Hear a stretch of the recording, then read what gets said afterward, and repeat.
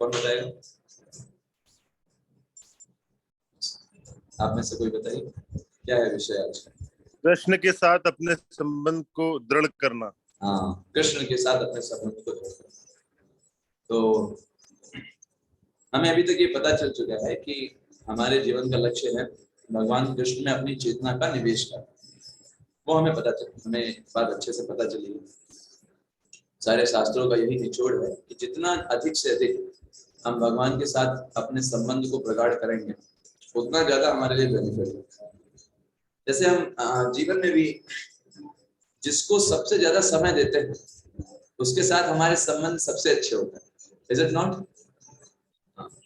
आप देखो अपने जीवन में जिस व्यक्ति के साथ आपके संबंध सबसे अच्छे हैं, सबसे मधुर हैं, इसका मतलब क्या है? आपने सबसे ज्यादा समय उसको दिया होगा, सबसे ज्यादा प्रायोरिटी उसको दिया होगा।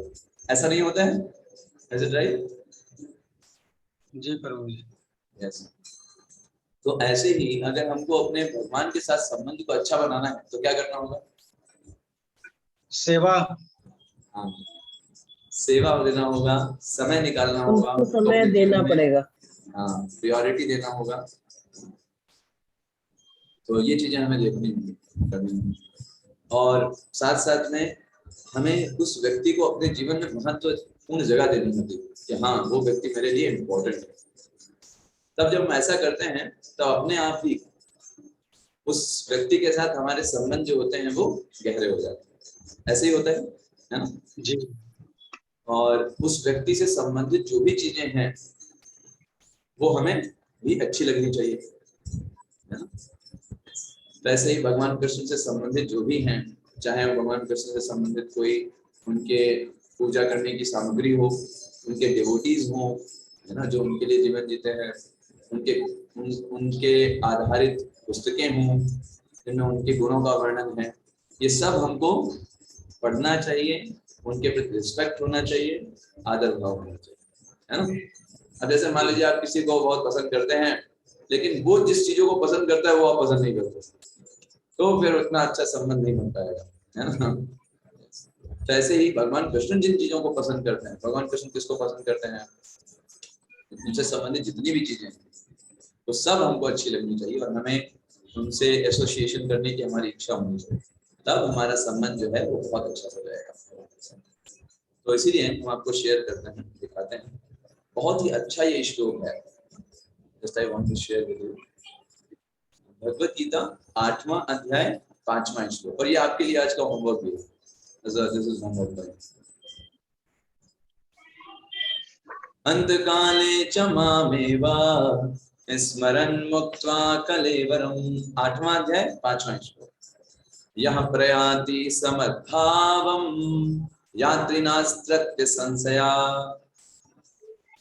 तो भगवान बहुत स्पष्ट बोलते हैं 8वें अध्याय के 5वें श्लोक में। क्या बोलते हैं? देखिए, अंत काले च मामेवा, जीवन के अंत समय में जब स्मरण मुक्त्वा कलेवरम, जब व्यक्ति जो है, कलेवर का मतलब होता है शरीर।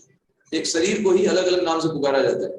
कभी कभी काया बोला जाता है, कभी कभी शरीर बोला जाता है, कभी कभी कलेवर बोला जाता है। कलेवर तब शब्द यूज किया जाता है जब ये बताने की चेष्टा की जाती है कि टेम्परेरी है, तब कलेवर शब्द यूज किया जाता है।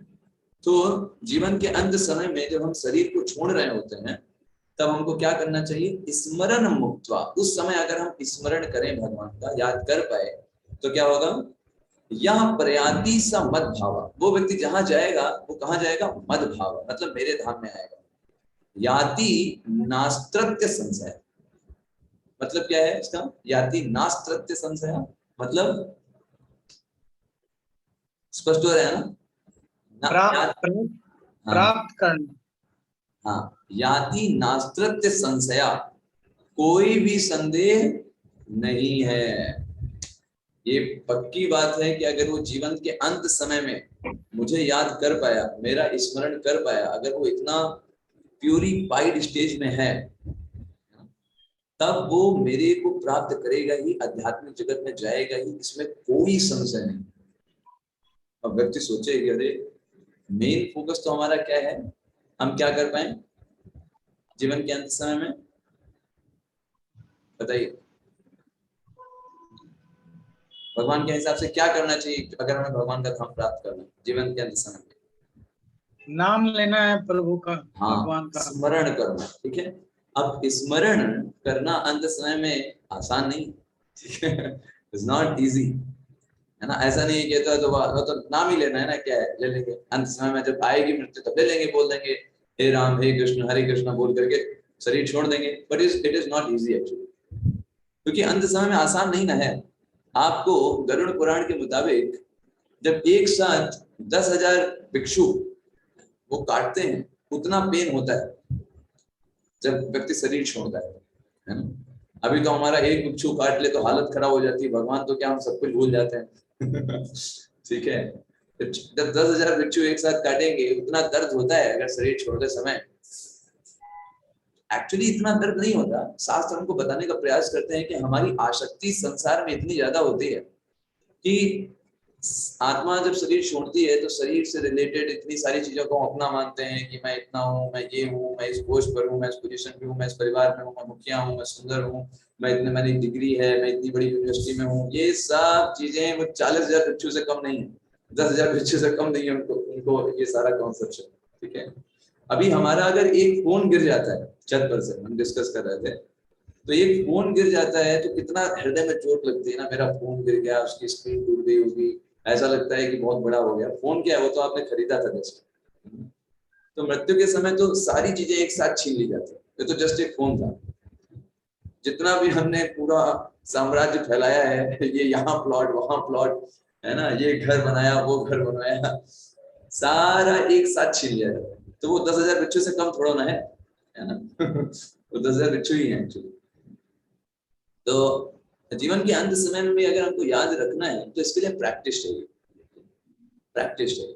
अगर सचिन तेंदुलकर अगर एक बार में शतक बना दे रहे हैं मेन स्टेडियम पर, तो इसका मतलब क्या है, ऐसा थोड़ा ना कि कल सुबह उठे होंगे और सोचा कि क्रिकेट खेलते हैं और आज उठा के शतक बना दिया। उन्होंने प्रैक्टिस किया होगा, बहुत बार चोट भी लगी होगी, बहुत बार लोगों ने बोला भी होगा अरे मत खेलो बेकार है, सब सब ऐसे ही होता है, कोई नहीं बनता क्रिकेटर। बहुत बार उनको लोगों ने बोला भी होगा, बहुत बार लोगों ने चिढ़ाया भी होगा, लेकिन कंटिन्यूअस वो प्रैक्टिस करते रहे तब वो शतक बना पाते। तो ऐसे ही पूरे जीवन भर जब हम प्रैक्टिस करते हैं, जीवन में जैसे बहुत सारी समस्याएं आती रहती है ना हमारे जीवन में, कभी कोई बहुत प्रिय व्यक्ति था वो शरीर छोड़ दिया, या फिर घर में कोई प्रॉब्लम आ गई, गैस खत्म हो गई, बाहर जाना पड़ रहा है, आज ये बिजी है कल वो बिजी है। जब इन छोटी छोटी समस्याओं में आप भगवान को जीवन के सेंटर में रख पाते हो और आप विचलित नहीं होते हो, तो ये हम प्रैक्टिस कर रहे हैं कि जीवन के अंत समय में जब बड़ी समस्या आएगी तो उस समय भी हम भगवान को सेंटर में रखें। अगर इन छोटी छोटी समस्याओं में हम फेल हो जा रहे हैं, हम चैंटिंग को साइड में रख दे रहे हैं, हम कह रहे हैं भाई ये हो गया, अब क्या करें, रोज आज मार्केट जाना था इसलिए आज क्लास नहीं कर पाए, आज शादी थी इसलिए शादी में एंगेज हो गए इसलिए नहीं हो पाया, आज जब नहीं कर पाए आज छूट गया। तो जीवन की छोटी छोटी समस्याओं में आपकी हालत खराब हो जा रही है, आप भगवान को साइड में कर दे रहे हो। तो इसका मैं कैसे इंश्योर कर सकते हैं कि जब जीवन का अंत समय में आएगा तो भगवान को सेंटर में रख पाओगे? तो एक्चुअली क्या है, जीवन में जो हमारे दुख और समस्याएं आती हैं ये हमारे प्रैक्टिस के लिए आती है। दुख आए तो आपको खुश होना चाहिए कि अभी ये मौका है भगवान में अपनी चेतना को लगाने का और भगवान को ये दिखाने का कि you are more important than this unhappiness and miseries for me. That's why Kunti महारानी आस्क्ड फॉर मिजरीज। कुंती महारानी ने कहा कि हमको दुख दीजिए, क्योंकि जब जीवन में दुख आते हैं तो हमारी चेतना बहुत एकदम ऐसा लगता है कि भगवान आप ही हैं सब कुछ करने वाले, है ना हम देखते हैं अपने जीवन में जब सब कुछ बढ़िया चल रहा होता है, हाथ पैर अच्छे से काम कर रहे हैं, हमारा पूरा प्रभाव दुनिया में, हम जो बोलते हैं वो लोग करते हैं, तो हम समझते हैं अरे हमको तो मंदिर जाने की जरूरत नहीं है, हम तो सेल्फ सफिशिएंट हैं, हम तो सब कुछ कर लेते हैं, क्या जरूरत है भगवान की, क्या जरूरत है इसकी, क्या जरूरत उसकी, हमारे बहुत सारे हमारे मन में बहाने आते हैं। लेकिन जब जीवन में संकट आते हैं तब व्यक्ति को समझ में आता है कि एक्चुअली आई एम नथिंग, जो भी था वो सब इल्यूजन था, हमारे असली रक्षक भगवान है। लाइक द्रौपदी, द्रौपदी को आपने देखा, द्रौपदी को पहले से अभिमान था मेरे 5 पति, अरे ऐसा कोई कर सकता है क्या, मैं तो पूरे इतने बड़े साम्राज्य की स्त्री हूँ, कोई छू भी नहीं सकता हमको। लेकिन उसका जो जितना भी ये प्राइड था, ये फॉल्स प्राइड था, एक एक करके टूटता गया। फिर जब अंत में उसको समझ में आ गया कि only Krishna can save me, only Krishna can save me, वो आश्रय हमको डेवलप करना है। और उस आश्रय के साथ जब हम भगवान का नाम जप करते हैं कि मेरे सिर्फ और सिर्फ भगवान बचाने वाले हैं इस जगत में। वैसे तो बहुत सारे लोग, परिवार के लोग, मित्र लोग सब कहते हैं अरे तुम मेरे दोस्त हो, अरे तुम मेरे भाई हो, तुम मेरे बेटे हो, मैं तुमको बचा दूंगा, कुछ भी आएगा तो, अरे हम है ना, हम सब देख लेंगे। ऐसे करके लोग तो बहुत कुछ बोलते रहते हैं। लेकिन अगर आप सही से एनालिसिस करोगे, in this material world no one can save you, no one can save you. आज तक कोई किसी को बचा नहीं पाया। Everyone has to fly its own plane. हर एक व्यक्ति यहाँ पर अपने अपने प्लेन के साथ चल रहा है। जिस तरह आसमान में हवाई जहाज उड़ रहे होते हैं ना, तो एक हवाई जहाज क्रैश होने लगे, दूसरा बचा पाएगा? बताइए। दूसरा कुछ नहीं कर सकता है ना, दूसरा कुछ नहीं कर सकता। दूसरा कहेगा भाई अब तुम्हारा क्रैश हो गया तो हम क्या करें, हमें तो चलने दो, तुम तो क्रैश हो गए। तो ऐसे ही इस मटेरियल वर्ल्ड में सब लोग एरोप्लेन से उड़ रहे हैं, एक क्रैश हो रहा है, दूसरा चाहे जितना भी चिल्लाए बचा कुछ नहीं पाएगा। तो इसलिए हम जब इस बात को समझ जाते हैं कि भगवान कृष्ण हमारे जीवन के केंद्र हैं, तब हम जीवन भर प्रैक्टिस करते हैं कृष्णा कॉन्शियसनेस, ताकि जीवन के अंत समय में हम भगवान को याद कर पाए। और भगवान वराह पुराण में इस बात को बोलते हैं कि अगर कोई व्यक्ति जीवन भर मेरी सेवा किया है, मेरा नाम जप किया, मेरी सेवा किया, और अंत समय में मेरा ध्यान नहीं भी कर पाया, तो मैं उसके हृदय में आकर उसको अपना ध्यान कराता हूँ और उसे अपने धाम लेकर ले जाता हूँ। लॉर्ड टेकिंग रिस्पॉन्सिबिलिटी, भगवान तो रिस्पॉन्सिबिलिटी लेने के लिए तैयार है, हम ही नहीं तैयार है। तो कभी कभी लोग गलत लेसन को डिराइव कर लेते हैं। कभी कभी लोग सोचते हैं अरे भगवान ने तो बोला है अंत काल में भगवान को याद करना है, इसका मतलब जीवन भर हम प्रैक्टिस करें। जीवन भर प्रैक्टिस करें मतलब हम कुछ जॉब ना करें, कहीं जाएं मत, बस बैठे रहें और सिर्फ भगवान का नाम लेते रहें, कुछ काम नहीं करना है। भगवान ने ये बोला है कि कुछ काम मत करो। कभी कभी लोग गलत लेसन डिराइव कर लेते हैं। भगवान ये बिल्कुल नहीं बोल रहे कि कुछ करना नहीं है, आपको काम करना है, लेकिन किस क्षेत्र में कार्य करना है भगवान तुरंत आगे बताते हैं। भगवान देखिए अगले श्लोक में इस बात को बोलते हैं, यम यम वापी स्मरण भावम त्यजत तंते कलेवरम। जो व्यक्ति जिस जिस भाव में रह करके, त्यजत तंते कलेवरम, शरीर को त्यागता है, जिस भाव में रहेगा, तम तमेव इति कौन्तेय सदा तद्भाव भाविता, वो व्यक्ति उसी भाव को प्राप्त कर लेगा। मतलब अगर कोई व्यक्ति ये सोच रहा है, जैसे एक व्यक्ति था, आपको बताते हैं, श्री गोपाल जी हमेशा इसको बोलते थे, कहते थे एक व्यक्ति था, उसके पास बहुत बड़ी बड़ी फैक्ट्री थी, बहुत उसके पास पैसा था। एक आसक्ति कैसी होती है, जस्ट आपको एग्जांपल दे रहा हूं, बहुत उसके पास पैसा था, खूब सारी फैक्ट्री थी, और उस फैक्ट्री में हर एक बच्चा जो था उस देखता था, टेक केयर करता था। एक दिन ये जो बहुत अमीर व्यक्ति था, ये एकदम बीमार पड़ गया, एकदम सरेंडर कर गया। तो अब ये सोचा कि अरे क्या किया जाए, ये इतना परेशान था, चारों बच्चे इसके थे, वो आ गए यहाँ पर, अलग अलग फैक्ट्री से थे, वो सब इसको टेक केयर करने आ गए कि पिताजी तो है नहीं, लगता है चले जाएंगे, चलो थोड़ा टेक केयर कर लेते हैं। ये व्यक्ति चारों बच्चों को देखा, अरे कहा कि तुम सब लोग यहाँ क्यों आ गए, फैक्ट्री में कौन है, वहां देखभाल कौन कर रहा है ऐसा बोल करके इसने शरीर छोड़ दिया। तो श्री प्रभुपाद जी कहते हैं भाई ये व्यक्ति अब अगले जन्म में क्या बनेगा, उसी फैक्ट्री में कहीं चूहा बिल्ली बन जाए, क्योंकि इसकी पूरी चेतना कहाँ है, फैक्ट्री में लगी हुई है। मृत्यु समय आ गया है, अरे इस समय भगवान के बारे में सोचना चाहिए, चिंतन करना चाहिए, लेकिन उसकी चेतना अभी भी कहाँ फंसी हुई है, फैक्ट्री, मेरी फैक्ट्री में कौन है शरीर का ठिकाना नहीं है, शरीर नहीं साथ दे रहा, लेकिन फैक्ट्री की चिंता है। ऐसी हमारी आसक्ति होती है। तो इसलिए जो जिस भाव का स्मरण करता है वैसे ही उसको शरीर प्राप्त हो जाता है। अगर कोई मान लीजिए पुरुष है, वो स्त्री का चिंतन करते हुए शरीर छोड़ दिया, तो अगला जन्म में वो स्त्री बन जाएगा। दैट इज शास्त्र सेज। अगर कोई व्यक्ति है, उसके घर में कुत्ता पला हुआ है, और वो कुत्ते को देखते देखते उसका स्मरण करते करते शरीर छोड़ दिया, तो अगला जन्म उसे डॉग का मिलेगा। That is the rule of कर्म। इस तरीके से हम दूसरे शरीर को प्राप्त करते हैं। तो भगवान यहाँ पे ये इंश्योर करना चाहते थे कोई व्यक्ति गलत लेसन ना डिराइव करे, इसीलिए 8वें अध्याय के तुरंत 7वें श्लोक में ये बहुत महत्वपूर्ण श्लोक बोल देते हैं।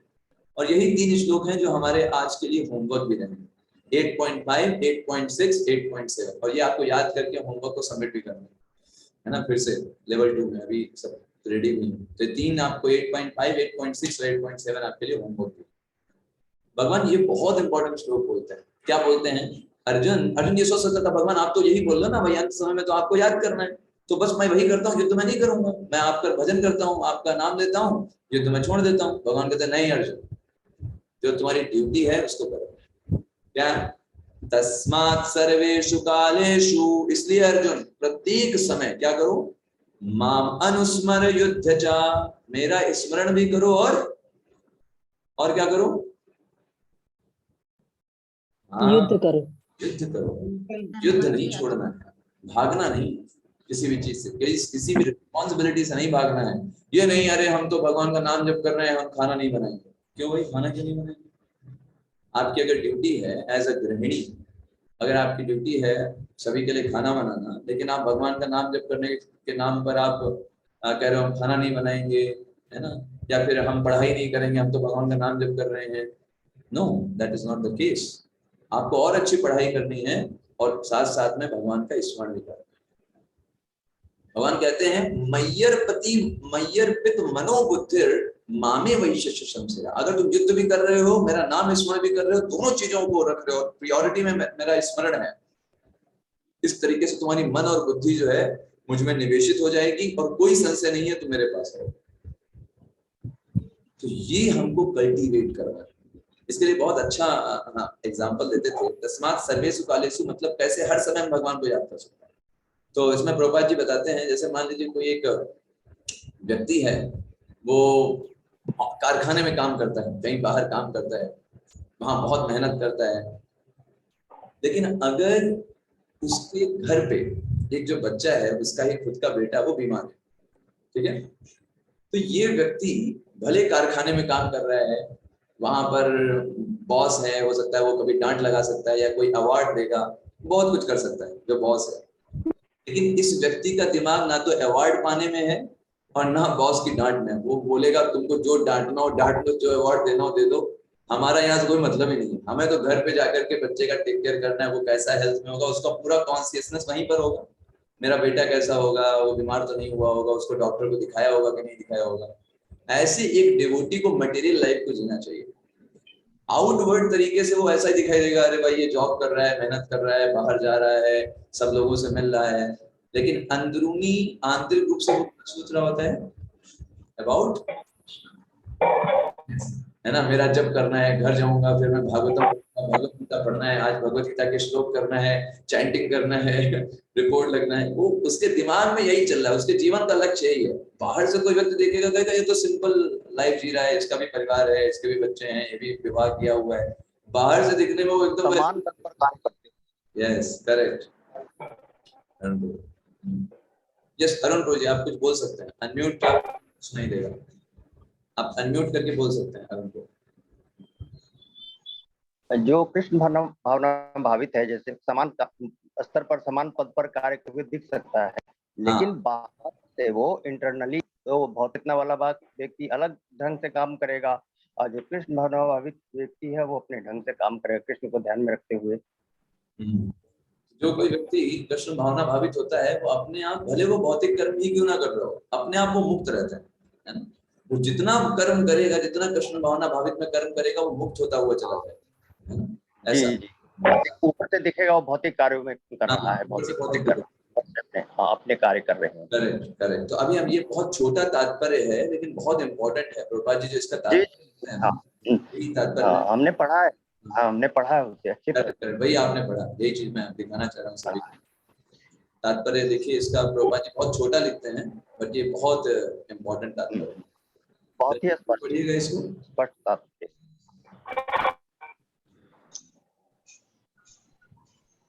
यस रंजीत को। अर्जुन को दिया गया यह उपदेश भौतिक कार्यों में व्यस्त रहने वाले समस्त व्यक्तियों के लिए बड़ा महत्वपूर्ण है। भगवान यह नहीं कहते हैं कि कोई अपने कर्तव्यों को त्याग दे, मनुष्य उन्हें करते हुए साथ साथ हरे कृष्ण का जप करके कृष्ण का चिंतन कर सकता है। इससे मनुष्य भौतिक कलमश से मुक्त हो जाएगा और अपने मन तथा बुद्धि को कृष्ण में प्रवृत्त करेगा। कृष्ण का नाम जप करने से मनुष्य परम धाम कृष्ण लोक को प्राप्त होगा, इसमें कोई संदेह नहीं है। हरे कृष्णा प्रभु जी। हरे कृष्ण। देखिए ये बहुत इंपॉर्टेंट पर्पट है, छोटा है, गागर में सागर के जैसा है। यहाँ पे देखिए प्रभुपाद जी ने जो चीजें बताई ना, अगर आप प्रभुपाद जी के तात्पर्यों को थोड़ा गहनता से पढ़ेंगे, आपको समझ में आएगा कैसे गागर में सागर भरा हुआ है। देखिए प्रभुपाद जी क्या बोल रहे हैं कि ये भगवान कभी नहीं कहते हैं कि आप अपने कर्तव्यों को छोड़ दीजिए। हम जॉब कर रहे हैं, जॉब छोड़ देंगे, जॉब नहीं करेंगे, क्यों भाई हरे कृष्ण महामंत्र जप करें। ये भगवान ने कब बोला?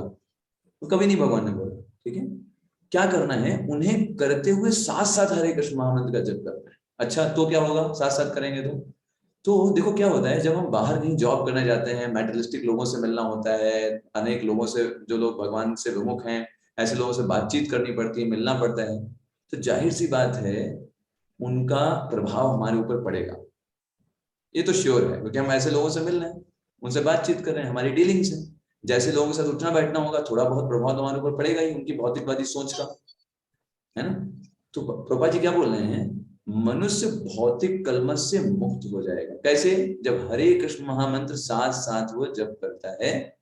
तो मतलब क्या है, हम बाहर जाएं और ऐसे लोगों से हमें जो भी फॉर्मेलिटी करना पड़े, लेकिन साथ साथ में अगर हम हरे कृष्ण महामंत्र को अपने जीवन में रखते हैं, प्रत्येक दिन निश्चित रूप से निश्चित संख्या में करते हैं, बिना किसी रोक टोक के, तो अपने आप जो भी भौतिक कलमश, सो कॉल्ड भौतिक कलमश हमें आएगा भी, उससे हम हमेशा मुक्त रहेंगे। कभी वो हमारे ऊपर प्रभाव नहीं डाल पाएगा, है ना। वो मटेरियल थिंग्स और वो अट्रैक्शन, ये सब हम पे वर्क नहीं करेंगे, क्योंकि हम बाहर जा रहे हैं, हम फेस कर रहे हैं माया को। तो भौतिक कलमश आएगा, वो बुरे विचार आएंगे, लेकिन हमारा कुछ कर नहीं पाएंगे। कुल मिला के बात ये है ना, वो तो आना स्वाभाविक है, लेकिन वो हमारा कुछ भी बिगाड़ नहीं पाएंगे, क्योंकि हम भगवान को प्रत्येक दिन याद कर रहे हैं, वो भी सबसे सुपर, सबसे बेहतरीन प्रोसेस के द्वारा, हरे कृष्ण महामंत्र को जप करके।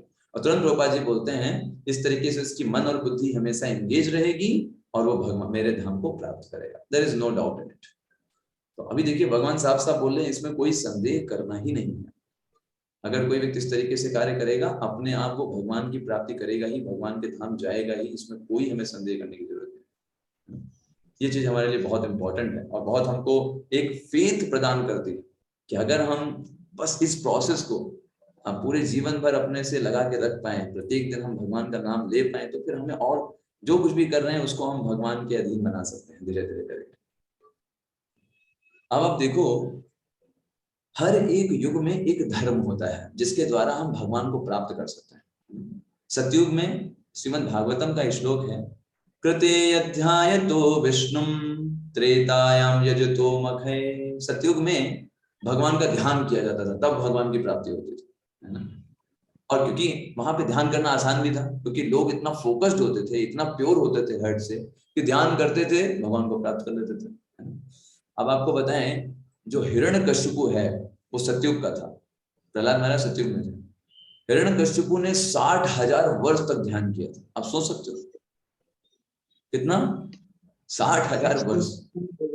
और उस समय आयु भी बहुत ज्यादा होती थी, 1,00,000 वर्ष आयु होती थी एक मनुष्य की। तो अभी मैं 60,000 तो छोड़ दीजिए, 60,000 तो बहुत हो गया, 6 मिनट तक आप ध्यान करके दिखा दो, नहीं कर पाएंगे, माइंड उतना स्टेबल ही नहीं, वो नहीं संभव है। तो कृतेयत ध्यायतो विष्णु, सतयुग में भगवान विष्णु पर ध्यान करके भगवान की प्राप्ति की जाती थी। ठीक है, त्रेतायाम यजतो मखे, फिर त्रेता युग आया, चीजें थोड़ी थोड़ी डिक्रीज हो गई, उतनी प्योरिटी नहीं रही, समय भी घट गया, 1 जीरो कम हो गया। 1,00,000 वर्ष आयु होती थी, अब हो गई 10,000 साल, 10,000 वर्ष आयु। तो इस समय अब ध्यान करना नहीं रह गया, क्योंकि 60,000 साल ध्यान में है, 10,000 वर्ष की तो आयु ही है। तो त्रेतायाम यजतो मखे, वहां पर क्या किया गया, ठीक है आप ध्यान नहीं करिए, यज्ञ करिए। जो यज्ञ करेगा अच्छे से, उसमें भगवान का नाम आएगा और उसके द्वारा वो शुद्ध हो जाएगा। ये यज्ञ ही साधन हो गया। तो आप देखो, सतयुग में विश्वामित्र मुनि जो हैं वो यज्ञ कर रहे थे, वो ध्यान कर रहे थे, है ना। तभी ना मेनका आई थी और वो प्रभावित हो गए थे, फिर उनके 10 साल खराब हुए, फिर यज्ञ, फिर उन्होंने ध्यान करना प्रारंभ किया। सतयुग में वो व्यक्ति ध्यान कर रहे थे, करेक्ट ना। हाँ, वही व्यक्ति जो विश्वामित्र हैं, जब त्रेता युग आता है तो वही क्या कर रहे हैं, यज्ञ कर रहे हैं। देखिए कितना डायनेमिक है, साफ साफ हमको दिखाई देता है। आपको पता है रामायण में वही विश्वामित्र दशरथ जी के पास आते हैं, किस लिए? आपने अगर रामायण पढ़ी हो तो आपको पता होगा कि दशरथ जी के पास विश्वामित्र मुनि आते हैं राम और लक्ष्मण को लेने। किस लिए लेने आते हैं, कोई बताएंगे? राक्षसों को मारने के लिए, हाँ, राक्षसों यज्ञ के सुरक्षा के लिए, राक्षसों का वध, जो लोग यज्ञ नहीं करने दे रहे थे, विश्राम लेके करते थे, राक्षस आकर के उसमें हड्डी मांस मल मूत्र डाल देते थे और वो खराब कर देते थे। तो भगवान राम और लक्ष्मण को वो इसीलिए लेने आए थे क्योंकि यज्ञ में व्यवधान हो रहा था। तो त्रेता युग में भगवान को प्राप्ति करने का साधन क्या था? यज्ञ। और यज्ञ भी आसान नहीं होता है। अगर आपको यज्ञ को बताएं, आजकल जो यज्ञ होते हैं वो तो कहने को यज्ञ होते हैं, एक्चुअल में वास्तविक यज्ञ नहीं होते, है ना, इसलिए उसका रिजल्ट भी नहीं मिलता। यज्ञ जो होते हैं वो प्योर ब्राह्मणों के द्वारा, जो एकदम शुद्ध सात्विक 3 टाइम संध्या करते हैं, जिनका उच्चारण प्रोनाउंसिएशन बहुत बढ़िया है, मंत्रों का किसी प्रकार की गलतियां नहीं करते, शुद्ध रहते हैं, अपने जीवन में सत्यता का आचरण करते हैं। कहाँ मिलेंगे आपको आजकल ऐसे ब्राह्मण? सिर्फ नाम के ब्राह्मण आजकल मिलेंगे आपको, ठीक है, सिर्फ नाम के, है ना। आपको वास्तविक ब्राह्मण मिलेंगे ही नहीं, कलयुग में है ही नहीं, संभव ही नहीं। इसलिए यज्ञ जो है वो कलयुग में नहीं संभव है किसी भी प्रकार से। और यज्ञ में कितनी शुद्धता लगती है। जब आप यज्ञ की जब चर्चा करें, शास्त्रों में वर्णन आता है 20-20 ब्राह्मणों का सेट बनाया जाता था और उन 20 ब्राह्मणों के लिए एक रेफरी होता था जो चेक करता था कि सारे ब्राह्मण जो हैं सही सही मंत्रोच्चारण कर रहे हैं। और जहां कोई एक ब्राह्मण गलत मंत्रोच्चारण करता था, तुरंत पूरा यज्ञ बंद करके दोबारा से चालू हो, फिर से इतना ज्यादा वहां पे शुद्धता और सही उच्चारण का ध्यान रखा जाता था। तो बताइए आजकल संभव है ऐसा यज्ञ करा पाना? और यज्ञ में कितना कितना घी डालते थे, हजारों किलो घी ऐसे ही डाल दिया जाता था यज्ञ में। तो अभी तो 1 किलो घी में ही पता चले हालत खराब हो जाएगी लोगों की, है ना। वो भी घी मिलेगा, उसमें न जाने कौन कौन से केमिकल्स डले होंगे, उसमें घी से ज्यादा केमिकल्स होंगे, है ना। तो घी में पता चले वो देवताओं को घी कम मिल रहा है, केमिकल ज्यादा मिल रहे हैं, तो वरदान की जगह श्राप ज्यादा मिलेंगे आप, है ना। तो ऐसा तो आजकल की स्थिति है। तो यज्ञ संभव नहीं है हमारे लिए। कृते यत ध्यायतो विष्णुं त्रेतायां यजतो मखे द्वापरे परिचर्यायां। द्वापर युग में क्या आया कि भाई अब यज्ञ भी नहीं हो सकते और डिग्रेडेड हो गया। पहले 10,000 साल थी त्रेता में, अब घट करके 1000 साल रह गई एज, है ना। तो द्वापर युग में लोग जो थे 1000 साल जीते थे। जैसे आपको बताएं, अर्जुन की एज 125 साल थी जब युद्ध कुरुक्षेत्र का हो रहा था। भगवान कृष्ण की भी इस धराधाम पे उतनी ही थी, 125 वर्ष हो गए थे धराधाम पे। तो ऐसे मतलब लोग 1000 वर्ष तक जीते थे। उस समय भगवान को प्राप्त करने का साधन क्या था? द्वापरे परिचर्याया, भगवान के मंदिरों में भगवान के विग्रहों की सेवा करना, बहुत ही बढ़िया तरीके से, बड़े बड़े हार भगवान के लिए, खूब सुंदर सुंदर आभूषण, खूब भयंकर 56 भोग तीनों टाइम। जो जितना अच्छे से भगवान की वैसे करके सेवा करेगा वो उतना जल्दी भगवान को प्राप्त कर सकता था, है ना। आजकल की बात करिए आप, है ना, आजकल कोई व्यक्ति कितना क्या सेवा कर पाएगा? वो अपने परिवार को ही पाल ले, यही बहुत बड़ी बात है कलयुग में, है ना। कलयुग में जिस हिसाब की हालत है, वो व्यक्ति सिर्फ अपने परिवार को ही पाल करके सोचता है कि उसने 7 समुद्र पार कर लिए या बहुत बड़ा काम कर लिया। ऐसी इतना व्यक्ति जो है डिग्रेडेड हालत में, वो क्या भगवान की पूजा कर पाएगा? संभव नहीं है। तो अभी जब कलयुग आया तो भगवान ने सबसे 100% डिस्काउंट दे दिया। हर बार डिस्काउंट देते थे 25%, 25%, 25%। कलयुग में कहा तुमको कुछ नहीं करना है।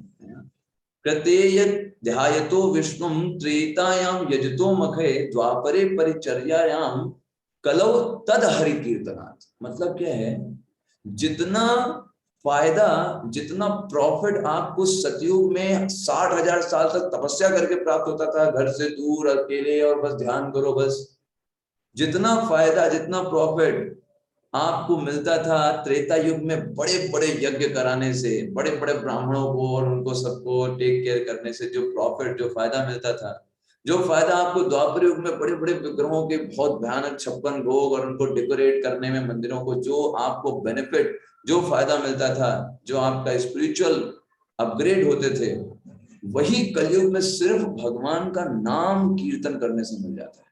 कुछ नहीं करना है। लेकिन होता क्या है, अगर ये बहुत आसान काम भगवान ने बताया है और सबसे ऐसी चीज रखी है कि कलयुग में कोई भी व्यक्ति कर सकता है। ऐसा कलयुग में आप मुझे कोई व्यक्ति बता दो जो कहे नहीं नहीं भाई हम ये वाला ये नहीं कर सकते, नहीं, कोई भी भगवान का नाम ले सकता है। इसलिए भगवान ने ये ऐसी चीज रखी है कलयुग में प्राप्त करने के लिए।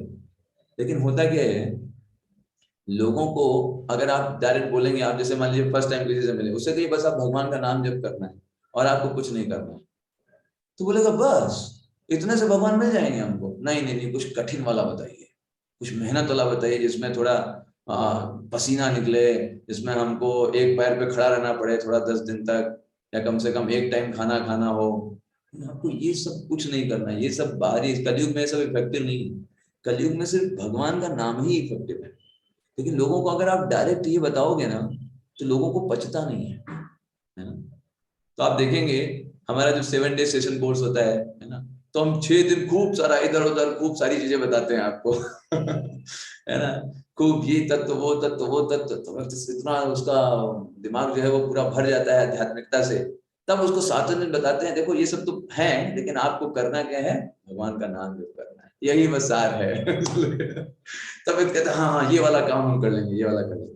अगर सपोज करिए हम आपको फर्स्ट डे बोले कि देखो ये सब तो बात की बातें हैं, ये आप महामंत्र का जप करिए, ये मेन चीज है, आप कहोगे अरे इतना आसान है क्या, यही करना था क्या, यही बताना था क्या प्रभु जी, इसमें तो कोई कौन सी बड़ी बात है, तो कोई भी कर सकता है। लेकिन ये टेक्निक होती है, हमारी साइकोलॉजी होती है ना, जब हम थोड़ा सा उसको और सब डिस्कशन करने के बाद वो चीजें हमको फिर सही से समझ में आती है। तो ऐसे ही हमें समझना है, देखो इस संसार में अनेक पंथ हैं, अनेक प्रकार के लोग, अनेक अनेक विचारधाराएं हैं। शास्त्र के आधार पर, शास्त्र के बिना आधार भी, अपने मनगढ़ंत भी बहुत सारे पथ आपको मिलेंगे।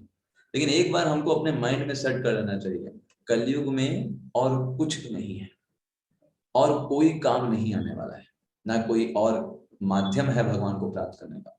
अगर कोई व्यक्ति, कोई पंथ, कोई धर्म आपको ये बताए कि नहीं नाम जप के अलावा कोई दूसरा उपाय है भगवान प्राप्ति करने का कलयुग में,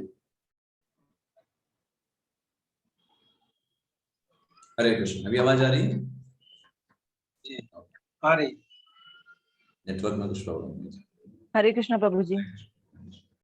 तो आपको कोई अगर ये व्यक्ति बोले ना, कभी भी आप कहीं भी जाइए किसी से मिलिए, अगर आपको ये बोले कि नहीं नहीं वो भगवान के नाम के अलावा हम आपको कुछ दूसरा बता रहे हैं, ये यज्ञ करवा लीजिए तो भगवान की प्राप्ति हो जाएगी, ये करवा लीजिए तो भगवान की प्राप्ति हो जाएगी, तो समझ जाइए वो आपको बेवकूफ बना रहा है ना, और आप बन रहे हो।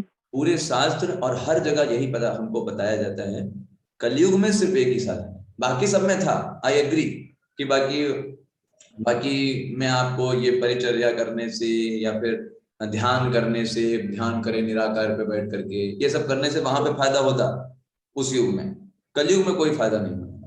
कलयुग में आप भगवान, जितना ज्यादा आपको एडवांस होना है, भक्ति में आगे बढ़ना है, वो सिर्फ नाम ही माध्यम है। नाम को हमें अच्छे से जप करना है, क्वालिटी से, है ना। और आज इसीलिए हमारा टॉपिक उसी को लेकर के, अगर हमें भगवान की तरफ बढ़ना है मतलब भगवान के नाम को ध्यान पूर्वक जप करना है, जितना भी करना है ध्यान पूर्वक करना है। तो इसलिए आज कई सारे क्वेश्चन भगवान के नाम के जप करने से संबंधित होते हैं, जिनको आज हम लेंगे। जब भी बात आती है मेडिटेशन करने की, है ना, तो भगवान भगवत गीता में अष्टांग योग के बारे में बताते हैं 6ठे अध्याय में। तो सोचिए कितना टफ होता है जो ध्यान करना। इट्स नॉट इजी कि हम बहुत आराम से बस ध्यान करना, नॉट लाइक दैट। अष्टांग योग में बताया गया सबसे पहले सुचो देशे, जब तक आपके पास शुद्ध जगह नहीं आप ध्यान नहीं कर सकते। ऐसे नहीं आप कहीं बैठ के कर दिया, ऑफिस में भी आप भगवान का नाम ले रहे हो, ऐसा नहीं। हरे कृष्ण महामंत्र क्या है, आप कहीं भी ले सकते हो, किसी भी जगह लो, ऐसा कुछ नहीं कि आपको कोई उसका अपराध या पाप लगता है, नॉट लाइक दैट। कहीं भी आप ले सकते हो भगवान का नाम। लेकिन अष्टांग योग या ध्यान पद्धति में ऐसा बिल्कुल भी नहीं है, आपको शुद्ध देश होना चाहिए। आप जहां बैठने चाहिए वो ना ज्यादा हाई होना चाहिए ना ज्यादा लो होना चाहिए, है ना। आपको हिरण की खाल पर बैठना है जो ध्यान योग करने के लिए। आजकल हिरण की खाल लेंगे तो पता चले आपको जेल हो जाएगी हिरण की खाल अवैध है तो उस पर नहीं बैठ सकते आप, है ना। और ध्यान करने के लिए आंखें ना तो पूरी खुली हो ना तो पूरी बंद हो। अगर पूरी खुली रखेंगे आप अगर पूरा आपने आंखों को खुली रखा है तो ध्यान भटकेगा, इधर क्या जा रहा है, वो कौन है, वो सामान देखो नीचे पड़ा हुआ है, चलो इसको रख देते हैं, तो ध्यान कहाँ हो रहा है, ध्यान तो आप बाहर का कर रहे हो। अगर आंखें पूरी बंद की है तो सो जाएंगे, बाद में पता चले 5 मिनट बाद जगाने आए कि आपकी नींद पूरी हो गई, चलिए उठ जाइए। तो इसलिए बताया गया है कि ना तो आंखें पूरी खुली हो ना तो आंखें पूरी तरीके से बंद हो। ध्यान योग के लिए ये सब ध्यान एकदम सीधे होना चाहिए, पीठ तनी होनी चाहिए, ऐसा नहीं कि झुक करके फिर पता चले वहीं पे सो गए हैं, थोड़ा और झुके और फिर सो गए, ऐसा नहीं। और साथ साथ में सबसे इंपॉर्टेंट है जो कि बिल्कुल नहीं हो सकता कलयुग में, माइंड कंट्रोल होना चाहिए। अगर माइंड कंट्रोल नहीं है तो आप ध्यान नहीं कर सकते। आजकल तो बिल्कुल भी माइंड कंट्रोल नहीं है ना। आज आप देखिए किसी व्यक्ति को आप, जैसे मैंने आपको एक बार बताया ना कि एक व्यक्ति को बोला गया कि काला बंदर मत देखना, है ना। काला बंदर के बारे में मत सोचना, वो बेचारा वही सोच रहा था उसका माइंड उसी पे जा रहा था कि काला बंदर के अलावा तो और कुछ याद ही नहीं है। जो हमको मना किया जाता है वही हम बार बार करते हैं, मन का ऐसा स्वभाव है। छोटा बच्चा नहीं होता है, आपने देखा होगा घर में, उससे बोलोगे दरवाजे के पास मत जाना तो पहला काम वो वही करेगा, फिर पूछेगा बताओ दूसरा क्या नहीं करना है। तो मन भी ऐसा ही है, जो आप मना करोगे ना कि हमें जलेबी नहीं खाना है, तो मन वही सोचेगा, जहां देखेगा जलेबी मन करेगा नहीं जलेबी जरूर खाई, बाकी सब वो भूल जाएगा, है ना। डॉक्टर ने मना किया क्या कि नहीं आपको डायबिटीज है, आपको मीठा नहीं खाना, अब जितनी मीठी चीजें होंगी वो सब अच्छी लगने लगी। मन का ऐसा नेचर होता है ना। तो माइंड कंट्रोल नहीं कर सकते कलयुग में, तो बिल्कुल भी नहीं कर सकते। It's not an easy task for us. So what to do, that is chanting. Chanting में ऐसा कोई भी नियम और कोई भी बाउंडेशन नहीं, आप कहीं भी किसी भी अवस्था में जप कर सकते हैं, कोई ऐसा नियम नहीं है। लेकिन फिर भी हमको उसको ध्यान पूर्वक करना है, और बहुत आसान है कनेक्ट करना। भगवान और उनके नाम में कोई अंतर नहीं है। जैसे ही आप बोलना स्टार्ट करते हो हरे कृष्ण कृष्ण कृष्ण हरे हरे, हरे राम राम राम हरे हरे, भगवान आपके साथ हैं, अपने नाम ध्वनि के सारे साथ हैं। कली काले नाम रूपे कृष्ण अवतार, कलयुग में भगवान का अवतार कैसे है, अपने नाम के रूप में। जो नाम लेगा भगवान वहां पर उपस्थित है। जैसे द्रौपदी ने नाम लिया, भगवान तुरंत वहां उपस्थित हो गए। ऐसे ही भगवान हमेशा हमारे साथ है, हमेशा हमारे संग में है, अगर हम उस चेतना के साथ भगवान को याद करते हैं। श्रीमद् भागवतम का सबसे आखिरी वर्ष है, आपको पता है ना, श्रीमद् भागवतम एक ग्रंथ है और हमारे पुराणों में सबसे ज्यादा पूजनीय, सबसे ज्यादा श्रीमद् भागवतम 12 कैंटो में है, 18,000 श्लोक। बिल्कुल सही, 12 कैंटो में उसका सबसे आखिरी श्लोक, मतलब उसका सार क्या है, नाम संकीर्तनम यस्य सर्व पाप प्रणाशनम, जिनका नाम, जिन भगवान का नाम समस्त पापों को नष्ट करने की क्षमता रखता है, प्रणामो दुख समनस, ऐसे भगवान को मैं प्रणाम करता हूँ। तम नमामि हरिम परम, ऐसे भगवान हरि जिनका नाम ही समस्त प्रकार के कष्टों को नष्ट करने की, समस्त प्रकार के दुखों को नष्ट करने की क्षमता रखता है, ऐसे हरि को मैं प्रणाम करता हूँ। ये सबसे आखिरी श्लोक है श्रीमद् भागवतम। तो मतलब पूरी श्रीमद् भागवतम हमको सिखा क्या रही है, कैसे भगवान में, अपने भगवान के नाम में हमें रुचि को बढ़ाना है, कैसे उसमें शेल्टर लेना है। देखिए क्या होता है, आपको एक सिंपल सा उदाहरण देते हैं। मान लीजिए आप कहीं रास्ते में जा रहे थे, अचानक से पैर में कांटा चुभ गया, तो आपने देखा होगा कभी कभी हमारे मुख से निकल जाता है मम्मी माँ करके निकल जाता है ना? कई लोग गाली भी दे देते हैं, आपने देखा होगा। तो ऐसा क्यों होता है, आपने सोचा कभी? जो व्यक्ति जिस चीज का आश्रय लेकर रखा है, वही चीज उसको अचानक से याद आने वाली है उस समय। जो व्यक्ति अपनी मदर पे बहुत ज्यादा फेथ होता है, और जब भी डर लगता है तुरंत मम्मी याद आती है, तो वो मम्मी बोलेगा उस समय, अचानक से उसके मुंह से निकल जाएगा, वो जान नहीं पाएगा। इसी तरह जो व्यक्ति भगवान के भक्त होते हैं, जिन्होंने भगवान को ही अपने जीवन का केंद्र बना करके रखा है, तो जैसे ही उनके जीवन में दुख आता है, तो वो ना चाहते हो उनके मुख से भगवान का ही नाम निकलेगा, तुरंत निकलेगा, गोविंद माधव बचाइए। तो ऐसे यही तो चाहिए हमको, भगवान तो यही बोल रहे हैं ना, अंत काले च मामेव स्मरण मुक्ता कलेव। तो वो कब आएगा, जब हमने जीवन भर भगवान का आश्रय लिया हो, प्रत्येक दिन हमने भगवान के नाम का जप किया हो, उसके ऊपर फेथ रखा हो, अपने जीवन में सबसे महत्वपूर्ण चीज उसको मान करके कार्य किया, तब जब हमारे जीवन में मृत्यु रूपी वो संकट आएगा, अचानक से ही आएगा। ऐसा तो नहीं है कि 10 दिन से नोटिफिकेशन आने लगेगा, है ना, कि आज 10वां दिन बचे, 7 दिन बचे, 5 दिन बचे, नॉट लाइक दैट। अचानक से आके खत्म, गया, अभी जान में नहीं पाए, है ना। तो हमें उस हिसाब से अपनी फेथ को इंक्रीज करना है भगवान के नाम में। चैतन्य चरितमृत में भी भगवान के नाम से संबंधित ये श्लोक आता है, हरिर् नाम हरिर्नामैव केवलम, कलौ नास्तैव नास्तैव नास्तैव संशयः, नास्तैव नास्तैव नास्तैव गतिर् अन्यथा। तो ये चैतन्य चरितमृत में क्या बताते हैं, आप अगर ग्रामेटिकल रूल से देखो तो ये बहुत गलत होता है, किसी एक ही शब्द को 3 बार नहीं बोलना चाहिए। जैसे आपने एक यमक अलंकार के बारे में सुना होगा, अगर जो लोग हिंदी पढ़े हैं उनको पता होगा, कनक कनकते 100 गुनी मादकता अधिका है, या खाए बौराए जग व पाए बौराए। तो इसमें कनक कनक शब्द 2 बार है, दोनों कनक कनक का अब सब अर्थ का अर्थ अलग अलग। एक कनक का मतलब है सोना से है, और दूसरा धतूरा से है। तो बताया गया है कि एक सोना है सोना और धतूरा दोनों में नशा होता है। धतूरा का नशा कैसा होता है, जब कोई व्यक्ति खाता है तब उसको नशा चढ़ता है, लेकिन दूसरा जो कनक है उसको सिर्फ पा जाए तो नशा चढ़ जाता है, मतलब सोना। तो वो ज्यादा नशीला है, मतलब जिसको खाने से नशा चढ़े और जिसको ज्यादा नशीला खाने से नशा चढ़ जाए तो ज्यादा नशीला हुआ। तो ग्रामेटिकल रूल से कोई ज्यादा नशीला। करेक्ट, कोई एक शब्द आप एक से अधिक बार यूज नहीं कर सकते अगर उनका अर्थ अलग अलग है तो। लेकिन यहाँ पर 3 बार बोला गया हरेर नाम हरेर नाम हरेर नाम कलौ नास्तैव नास्तैव नास्तैव गतिरन्यथा। कलयुग में और कोई गति नहीं है, कोई गति नहीं है, कोई गति नहीं है, सिर्फ हरि का नाम, सिर्फ हरि का नाम और सिर्फ हरि का नाम ही आपको बचा सकता है। तो 3 बार कोई चीज जब बोली जा रही है तो कुछ पर्पस होगा ना। जैसे हम अदालत में देखते हैं, बोलते हैं ऑर्डर ऑर्डर ऑर्डर, 3 बार बोलते हैं। अब 3 बार वो क्यों बोला? एक बार भी ऑर्डर बोल सकते थे, क्यों 3 बार? बताइए, किसी को पता है? जब बहुत सारे लोग शोर करने लगते हैं, आवाज आने लगती है, तुरंत बोलते हैं ऑर्डर ऑर्डर ऑर्डर। मतलब आप एकदम शांत हो जाइए, एम्फेसिस किया जा रहा है। जब किसी चीज को बल देकर बोला जाता है कि अब एकदम अपनी बात को प्रभावी बनाने के लिए, प्रभावी बनाने के लिए। करेक्ट। जैसे कोई व्यक्ति बहुत बड़बड़ बड़बड़ कर रहा हो, है ना, बोला तुमको ये करना है, तुमको ये करना, तो उसको ओके ओके ओके, अब ज्यादा बात मत करिए, है ना, मतलब क्या, अब और कुछ मत बोलो, बस यही काफी है, इतना ही काफी है ना। या फिर एक और एग्जांपल लिया जाता है कि आपके घर में कल फेस्टिवल है, एक दूध देने वाला आया है और आपने बोला कि कल हमको 15 लीटर दूध चाहिए। एक बार बोला, फिर वो दूध जब दे रहा था तो उसको बोला देखो याद रखना कल फेस्टिवल है, वरना दूध नहीं होगा तो बनाएंगे क्या, 15 किलो लेके आना, 15 लीटर लेकर के आना। उसने कहा ठीक है भाई। और फिर जब वो जा रहा था तो उसको रोका, याद तुमको है ना, नाक मत कटा देना मेरी, कल 15 लीटर लेकर कर।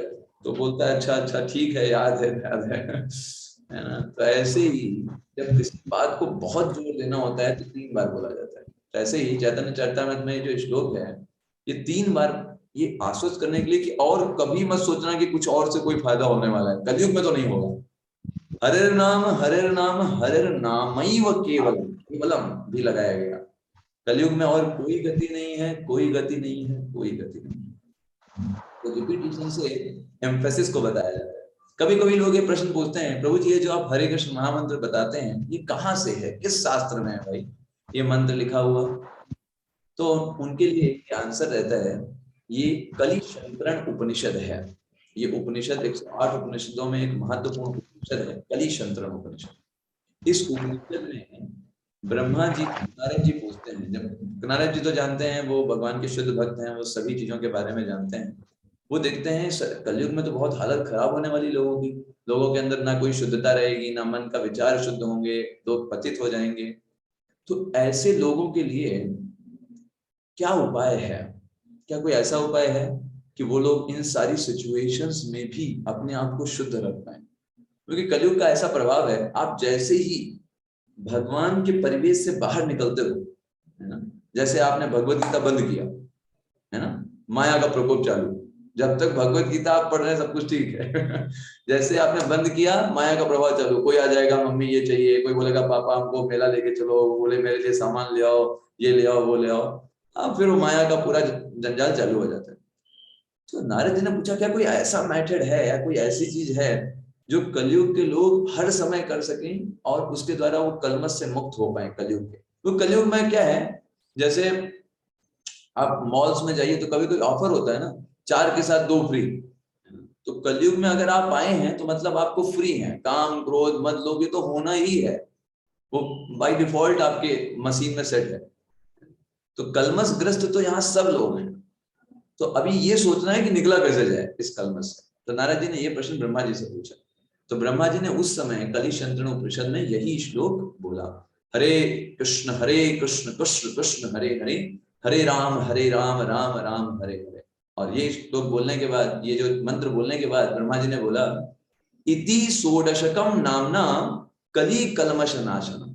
ये जो 16 शब्दों का नाम है, इति षोडशकम नामना कली कलमश नाशनम। कलियुग में जितने भी कलमश आएंगे हमारे अंदर, हमारे मन में, काम क्रोध मत लोभ, ये मंत्र सबके लिए सारे कलमशों को नष्ट करने की क्षमता रखता है अगर प्रॉपर्ली इसको किया जाए। इति षोडशकम नामना कली कलमश नाशनम नातर पर तरो पाया, इससे ऊपर कोई दूसरा उपाय नहीं है। नातर पर तरो पाया सर्व वेदेषु दृश्यते, सारे वेदों को हमने देख लिया, सब कुछ फाइनल बता रहे हैं, ये लास्ट है। इसके ऊपर या इसके बराबर और कोई दूसरा उपाय नहीं है कलयुग के कल्मशों से दूर होने के लिए। आप बड़े बड़े अनुष्ठान कर सकते हो, बड़ी बड़ी पूजा कर सकते हो, बड़े बड़े तिलक लगा करके अपने आप को बहुत धार्मिक दिखा सकते हो, दैट्स ओके। बट अगर आपको अपने कल्मशों को खत्म करना है तो उसके लिए Hare Krishna, that thing you should know. अपने आप को रिलीजियस दिखाना और खुद एक शुद्ध और निर्मल हृदय का बनना, दोनों में अंतर होता है। निर्मल हृदय का व्यक्ति एक गरीब व्यक्ति भी हो सकता है जो निर्मल हो, भगवान का नाम जप करता हो। सुदामा कोई बहुत अमीर नहीं थे, भगवान का नाम जप करके एकदम शुद्ध थे, भगवान के प्रिय थे। तो वैसा निर्मल हृदय का व्यक्ति हमेशा संतुष्ट रहेगा।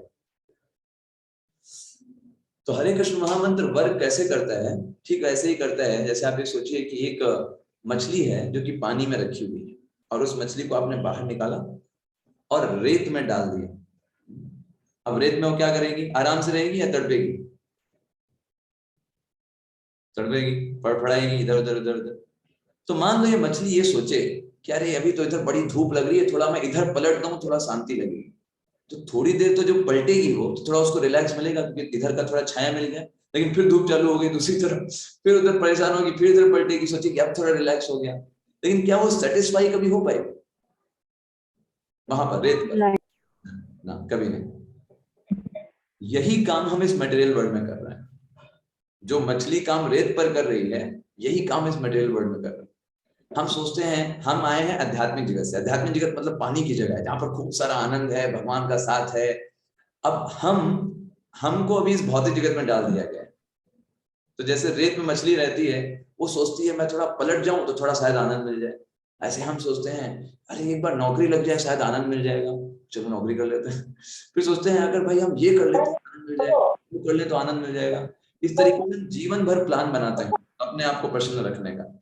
लेकिन जीवन के हम पूरे दौर में हम यही पाएंगे कि हर समय कोई ना कोई दूसरी प्रॉब्लम आकर के हमारे प्लान को फिनिश कर देती है ना। This is happening through out our life. छोटे पर से अगर आप देखो, हम छोटे पर थे तो हमको कोई चॉकलेट देता था, हम खुश हो जाते थे। हमको लगता था चॉकलेट मिल जाए तो जीवन का सबसे बड़ा मोक्ष यही है सबसे बड़ा सुख यही है। थोड़े बड़े हुए तो साइकिल मिल जाए उसके सपने देखने लगे। रात में भी सपने क्या आते थे, काश मेरे पास साइकिल होती, कितना अच्छा रहता है ना, क्या बात रहती, साइकिल से जाते हैं स्कूल, वो हमारे लिए ड्रीम बन जाता है। फिर और बड़े होते हैं, फिर सब घर वाले और सब लोग बताते हैं एक बार तुम्हारा 10th और 12th अच्छा हो गया ना, फिर तो क्या बात है, फिर तो कुछ रहा नहीं जीवन में। हम सोचते हैं चलो भाई ये भी ट्राई कर लेते हैं, वो भी नंबर्स ले आते हैं। आप देखो किस तरीके से जीवन भर हम सिर्फ आशाओं में बंधे रहते हैं। फिर बाकी सब समाज वाले बोलते हैं नहीं नहीं आप जब जॉब कर लोगे तब आपको सेटिस्फैक्शन मिलेगा। फिर वो बोलते हैं आप विवाह कर लोगे फिर आपको सेटिस्फैक्शन मिलेगा। वो बोलते हैं नहीं एक बार आपके बच्चे हो जाएंगे फिर आप सेटिस्फाई हो जाओगे। फिर लोग बोलते हैं अरे बच्चों को अच्छे से सेटअप कर दो, एक बार सेटल कर दो, फिर क्या, फिर तो रिलैक्स की जिंदगी है। फिर बाद में पता चलता है कि सारे पैरों में दर्द, हाथों में दर्द, घुटनों में दर्द, जब रिलैक्स की बात आई तो वो सब चालू हो गया। तो थ्रू आउट अवर लाइफ हम पूरा प्रॉब्लम्स में ही हैं। हम बस एडजस्टमेंट कर रहे हैं उस मछली की तरह जो रेत पर पड़ी है, इधर उधर पलट रही है और सोच रही है कि पलटने से वो खुश हो जाएगी। पर क्या वास्तव में होने वाली है? बिल्कुल। क्या तरीका है फिर, कैसे खुश हो सकती है? क्या किया जाए उस मछली के साथ? पानी में डाल दिया जाए। That's what we have to do by chanting Hare Krishna. तो एग्जैक्टली है क्या, आध्यात्मिक जगत में वो पानी से भरा हुआ चीज है। तो चैंटिंग जो भगवान का ये हरि नाम है, ये आध्यात्मिक जगत से आया हुआ है। इसके बारे में एक बहुत अच्छा भजन है, गोलोकेरा प्रेमाधना हरि नाम संकीर्तन रतिना जन्मीला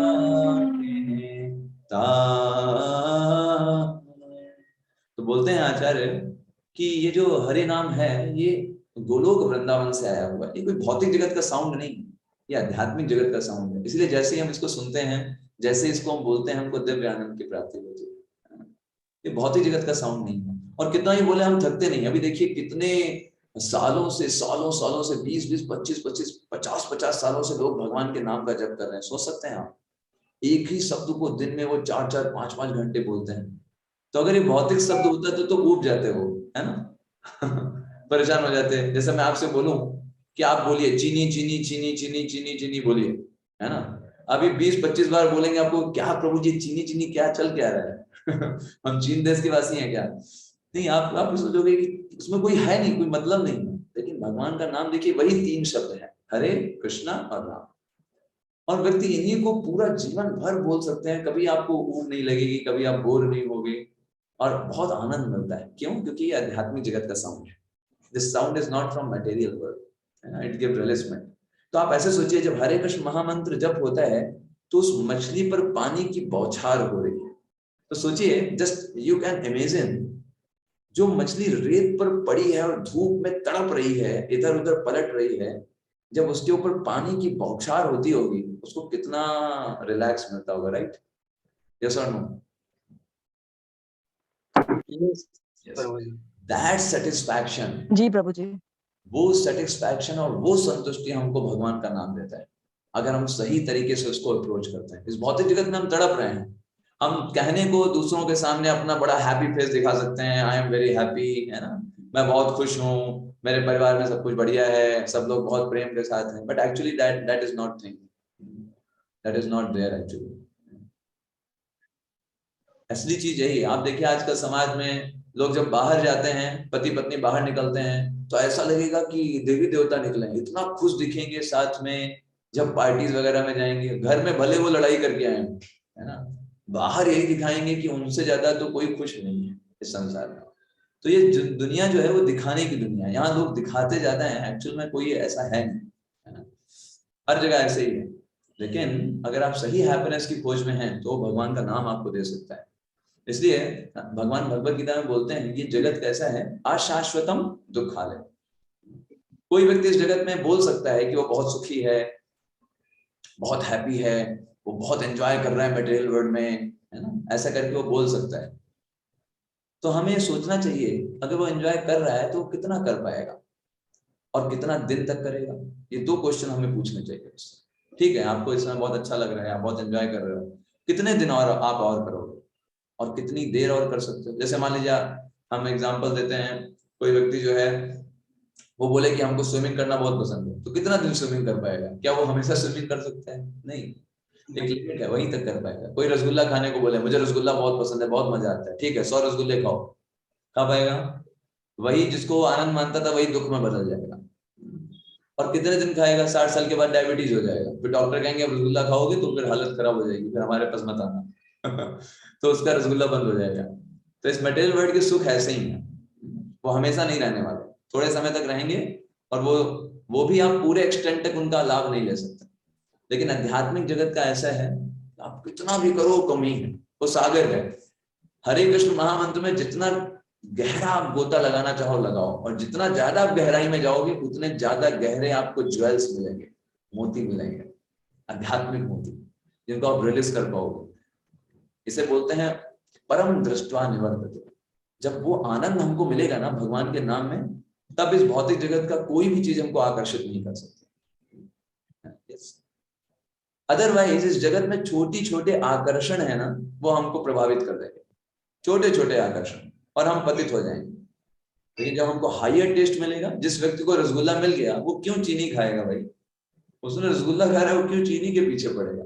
तो जिस व्यक्ति को आध्यात्मिक सुख मिल गया, वो इस भौतिक जगत के तुच्छ सुखों के पीछे क्यों भागेगा? यस, और that is the thing only, है ना। अगर हमें ये हरे कृष्ण महामंत्र हमको वो देता है, शास्त्र हमको बताते हैं कि कैसे ये संसार अनेक प्रकार के कष्टों को देने के लिए बनाया गया है। आप देखिए इस्कॉन मंदिर में प्रत्येक सुबह में गुरुवाष्टक होता है, सबसे पहले सुबह 4:30 बजे पहली प्रेयर होती है, और पहली प्रेयर में सबसे पहले हम यही गाते हैं, संसार दावा नलली ढलोका तृणय कारुण्य घना घना तुम। संसार दावा नल ढलोका, ये भौतिक संसार कैसा है? दावा नल की तरह है। दावा नल मतलब जंगल में लगने वाली आग। जब जंगल में आग लगती है ना, तो कोई उसे बुझा नहीं सकता। Nobody can do that. Nobody is able to do that. कैसे बुझती पता है आपको जंगल की आग? कोई फायर ब्रिगेड काम नहीं करेंगे वहां पर, सब फायर ब्रिगेड फेल हो जाएंगे। कैसे बुझेगी? बारिश से। सिर्फ उसके लिए घने बादल होने चाहिए, है ना। तो वही प्रभाष्टक में गाते हैं, प्राप्तस्य कल्याण गुणानवश्य वंदे गुरु श्री चरणारविंदम। तो भगवान के पास अनंत करुणा है, भगवान की भक्ति अनंत है, लेकिन उस भगवान जैसे समुद्र है, समुद्र के पास अनंत पानी है, लेकिन पानी उस जंगल पर नहीं आ सकता और बारिश नहीं कर सकता, उसके लिए बादल चाहिए। तो बादल ही है वो गुरु होते हैं। गुरु का कार्य क्या है? भगवान की उस करुणा को निकाल करके सामान्य जीवों पर ला करके वर्षा करना। समुद्र के पास पानी है, अनंत है, लेकिन वो समुद्र स्वयं आकर के आग नहीं बुझा सकता, उसके लिए बादल चाहिए। तो ये गुरु का कार्य है।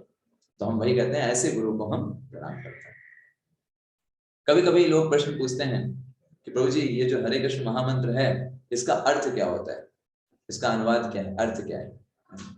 तो हरे कृष्ण महामंत्र का अर्थ हमारे आचार्य हमको बताते हैं कि actually this is a prayer. ये भगवान से प्रार्थना है कि भगवान, हम इस माया जगत में फंसे हुए हैं, हम वैसे तो आत्मा है, लेकिन अभी किसी ना किसी शरीर में, या तो स्त्री या पुरुष के शरीर में बंधे हुए हैं, और हम अपने आप ही शरीर की यात्रा में चल रहे हैं। हम नहीं चाहते कि हम बूढ़े हों, हम नहीं चाहते हम बड़े हों, बट ये अपने आप ही ये हमको माया जगत जो है हमको बांधे हुए, हमको आगे बढ़ा रहा है। तो हम आपसे ये प्रार्थना करते हैं कि आप हमें अपनी सेवा में लगाइए, हमें इस माया जगत की सेवा नहीं करनी, हमें आपकी सेवा करनी। तो ये एक्चुअली प्रेयर है श्रीमती राधा रानी से। राधा रानी भगवान से ज्यादा मर्सीफुल है, हमेशा पिता से ज्यादा दयावान माता होती है ना। तो इसलिए हम सबसे पहले उच्चारण करते हैं हरा। हरा मतलब श्रीमती राधा रानी, और जब उनका संबोधन किया जाता है तो हरे हो जाता है, हरे कृष्ण। हरे मतलब हे श्रीमती राधा रानी, कृष्ण मतलब भगवान कृष्ण, और राम का मतलब होता है स्वयं, या तो आप राम के तीन अर्थ होते हैं। पहला राम का मतलब है भगवान श्री राम से आप ले सकते हैं, दूसरा राम का मतलब होता है बलराम जी से लिया जा सकता है, और तीसरा राम भगवान कृष्ण का ही एक नाम है जिनको बोलते हैं राधा रमण, तो वहां से भी राम शब्द आता है। तो आप तीनों में से किसी को भी समझ सकते हैं अपनी इच्छा अनुसार। हरे कृष्ण कृष्ण कृष्ण हरे हरे, हरे राम राम राम हरे हरे। भगवान से बस जब हम ये प्रेयर, जब हम भगवान का ये नाम जब कर रहे होते हैं, तो ये चेतना हमारे हृदय में होनी चाहिए कि भगवान मुझे आपकी सेवा करनी है। इस माया जगत में बहुत सेवा किया, सिर्फ फ्रस्ट्रेशन मिलता है और कुछ नहीं। अब आपकी सेवा में लगना है, आपके नाम की सेवा करनी है। इस चेतना के साथ हमें जप करना चाहिए, वो हमारे अंदर भावना होनी चाहिए। तब हमारा जप जो होगा वो बहुत तेज होता है, बहुत अच्छा होता है। जैसे आपने कभी कभी छोटे बच्चे को देखा है ना, तो छोटे बच्चे को जब माँ नहीं मिलती, उसका आप चेहरा देखो कैसा होता है।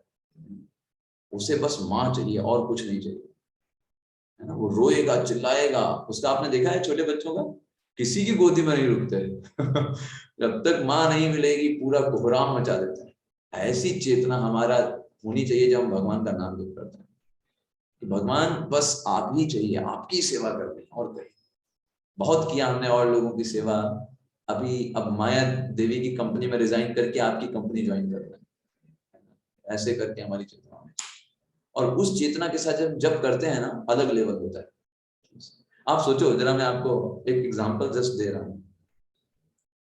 जो व्यक्ति को इस संसार में कोई सुख नहीं चाहिए, उसके लिए सुख क्या है? मतलब भगवान से ही जो मिलने वाला है वही सुख है, भगवान के नाम में है वही, उसी चीज को सुख मानता है। इस भौतिक जगत का सुख उसको चाहिए नहीं। ऐसा व्यक्ति जब भगवान का नाम जब करेगा ना, तो वो अलग लेवल पर होता है। हमारा कैसा है, हमें इस संसार का सुख भी चाहिए और भगवान के नाम में भी खो दो, तो हम वो लेवल पर नहीं। लेकिन जो व्यक्ति को इस भौतिक जगत में देख चुका, उसको पूरा अनुभव ले चुका, भाई इस जगत में कोई सुख नहीं, वो कन्विक्शन है उसका। वो व्यक्ति जब जब करने बैठेगा तो फुल अटेंटिव होकर के जब करेगा, ये नहीं कि जब कर रहे हैं इधर उधर देख रहे हैं, उधर चल रहे हैं, नॉट लाइक दैट, पूरा फुल अटेंटिव। यही तो वो साधन है जहां से हमें मेन पावर चाहिए। यहाँ से पावर नहीं लेंगे, यहाँ से अगर सुख नहीं लिया तो भौतिक जगत में भागेंगे इधर उधर, वहां से सुख लेने का प्रयास करेंगे। इसलिए इस पर फोकस करके करना है। परम दृष्टांत करते थे। भगवान का नाम बहुत पावरफुल है। चैतन्य महाप्रभु शास्त्रकम में बोलते हैं, नामना मकार बहुधा निज सर्वशक्ति। भगवान ने अपने समस्त नामों में अपनी शक्तियों को भर दिया है ना। निज सर्वशक्ति तत्रार्पिता नियमिता स्मरणे न कर। और दूसरी चीज क्या किया है, कोई नियम भी नहीं बनाया। कोई भी व्यक्ति कहीं भी किसी भी अवस्था में भगवान का नाम ले सकता है। देखिए भौतिक जगत में बहुत सारे काम करने के लिए नियम है कि आप इस दिनों में ये नहीं कर सकते, इन दिनों में आप ये काम नहीं कर सकते, मंदिर नहीं जा सकते, ये नहीं कर सकते, अलग अलग नियम है। भगवान का नाम लेने के लिए कोई नियम नहीं। आप चाहे जहां हो, चाहे जो कर रहे हो, आप भगवान का नाम ले सकते हो। सोचिए इतना छूट भगवान ने दे दिया।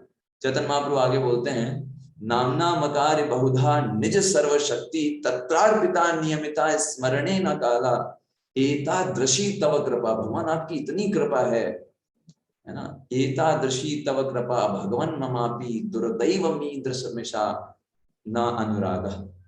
मैं लेकिन कितना दुर्भाग्यशाली हूं, इतना आपने छूट दिया है, इतना भगवान आपने अपने नामों में अपनी शक्ति को रख दिया है, फिर भी मैं कितना बड़ा मूर्ख व्यक्ति हूं कि फिर भी आपके नामों में मैं अनुराग नहीं कर पा रहा।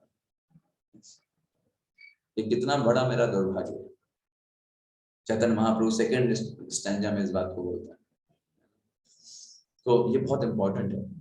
कभी कभी लोग ये भी प्रश्न कहते हैं प्रभु जी हम भगवान का नाम काउंट क्यों करते हैं, भगवान का नाम है तो जितना हो जाए उतना ही अच्छा। ये क्या आप बोलते हो कि बस इतना ही जप करना है, 2 माला तो 2 माला ही करना है। देखिए काउंट इसलिए किया जाता है क्योंकि आप मूर्ख ना बने। हमारा मन जो है ना वो बहुत चतुर होता है। वो किसी दिन आपसे करा देगा 16 माला जब, बाकी के 16 दिन एको माला ही नहीं करवाएगा, कहेगा 16 माला कर तो लिया आपने, ठीक है। बहुत चतुर होता है। इसलिए मन को कंट्रोल में करने के लिए नियम बनाया जाता है ना। ऑब्वियस है भगवान का नाम जितना कर पाए उतना अच्छा है, लेकिन एटलीस्ट हमें एक नियम बनाना चाहिए, भाई हम प्रत्येक दिन 4 माला करेंगे। अब उसके ऊपर जितना मन हो आप करिए, किसने रोका आपको। लेकिन अगर आप ये नियम बनाकर नहीं रखेंगे ना, तो किसी दिन 4 करेगा, बाकी 40 दिन कुछ करेगा ही नहीं, कहेगा ठीक है अभी बाद में करेंगे, भगवान का नाम तो कभी लिया जा सकता है, कोई नियम तो है। इसलिए ऐसे जब कभी लोग पूछे ना, उनसे पूछना चाहिए, अच्छा ये बताओ जो बड़े बड़े एथलेटिक्स होते हैं, इतने बड़े बड़े खिलाड़ी होते हैं, तो वो नियम बना करके क्यों चलते हैं कि रोज उनको दौड़ना है 40 किलोमीटर, रोज उनको इतना किलोमीटर दौड़ना है। वो भी कह सकते हैं भाई जितना दौड़ पाए उतना अच्छा है। वो नियम बना करके क्यों चलते हैं कि रोज हम 40 किलोमीटर दौड़ेंगे। वो नियम बना के चलते हैं, उनको पता है जब कभी अच्छा करना है तो आपको रेगुलर करना होता है, अच्छा परफॉर्मेंस चाहिए तो अगर आपको गुड प्रैक्टिस करनी है ना, तो वो स्टडी होनी चाहिए, रोज होनी चाहिए और नियमित होनी चाहिए, नियमित होनी चाहिए। फिर उसके बाद आप इतना भी कर पाए वो अच्छा है। यस सुप्रदीप प्रभु जी आप कुछ बोल रहे हैं, शायद धोखे से अनम्यूट हो गया। तो इसलिए हम ये करते हैं। कई बार ये लोग प्रश्न भी पूछते हैं हम क्यों इसलिए काउंट कर रहे हैं। काउंट हम इसलिए कर रहे हैं अपने मन को नियंत्रित करने के लिए।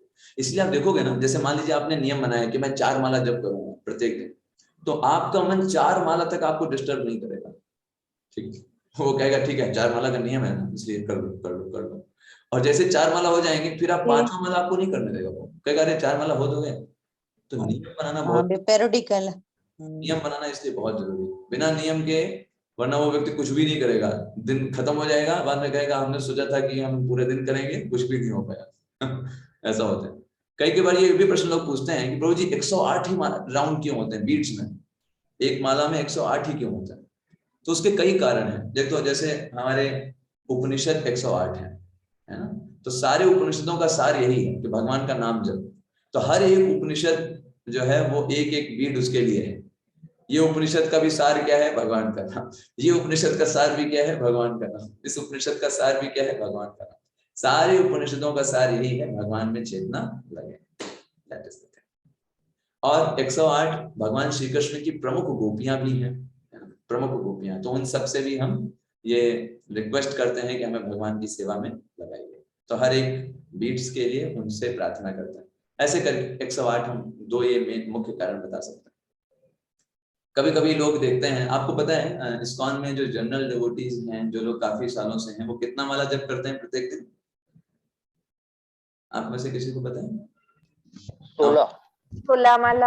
हाँ 16 माला प्रत्येक दिन। तो कभी कोई ये भी लोग प्रश्न पूछते हैं कि 16 माला ही क्यों फिक्स किया है। तो एक्चुअली हुआ क्या है, अगर आप सही तरीके से शास्त्रों को देखेंगे तो शास्त्र बताते हैं दिन में हमारे पास कितने समय होते हैं। एक दिन में how many hours we have? 24 घंटे। आपके भाई 24 है ना, किसी के 25 या 26 हो तो बता दीजिए। हमारे पास तो 24 ही घंटे हैं, है ना। तो 24 घंटे हमारे पास हैं। तो शास्त्र बताते हैं कि इन 24 घंटों को 3 भागों में विभक्त करना चाहिए अगर हमको सही तरीके से देखना है।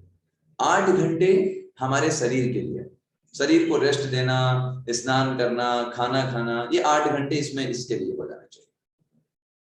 8 घंटे प्रोफेशनल लाइफ, बाहर जॉब जाना, परिवार को देखना, परिवार के लिए कुछ लेकर के आना, ये 8 घंटे अपने परिवार और प्रोफेशनल लाइफ को, और 8 घंटे आध्यात्मिक जीवन को देना चाहिए। तो अगर 8 घंटे हम देखें तो जानते हैं कितने माला जप हो जाएंगे? हाउ मेनी राउंड्स इन 8 आवर्स? Anybody can guess? 2 घंटे में 16 राउंड्स होते हैं, तो 8 घंटे में कितने होंगे?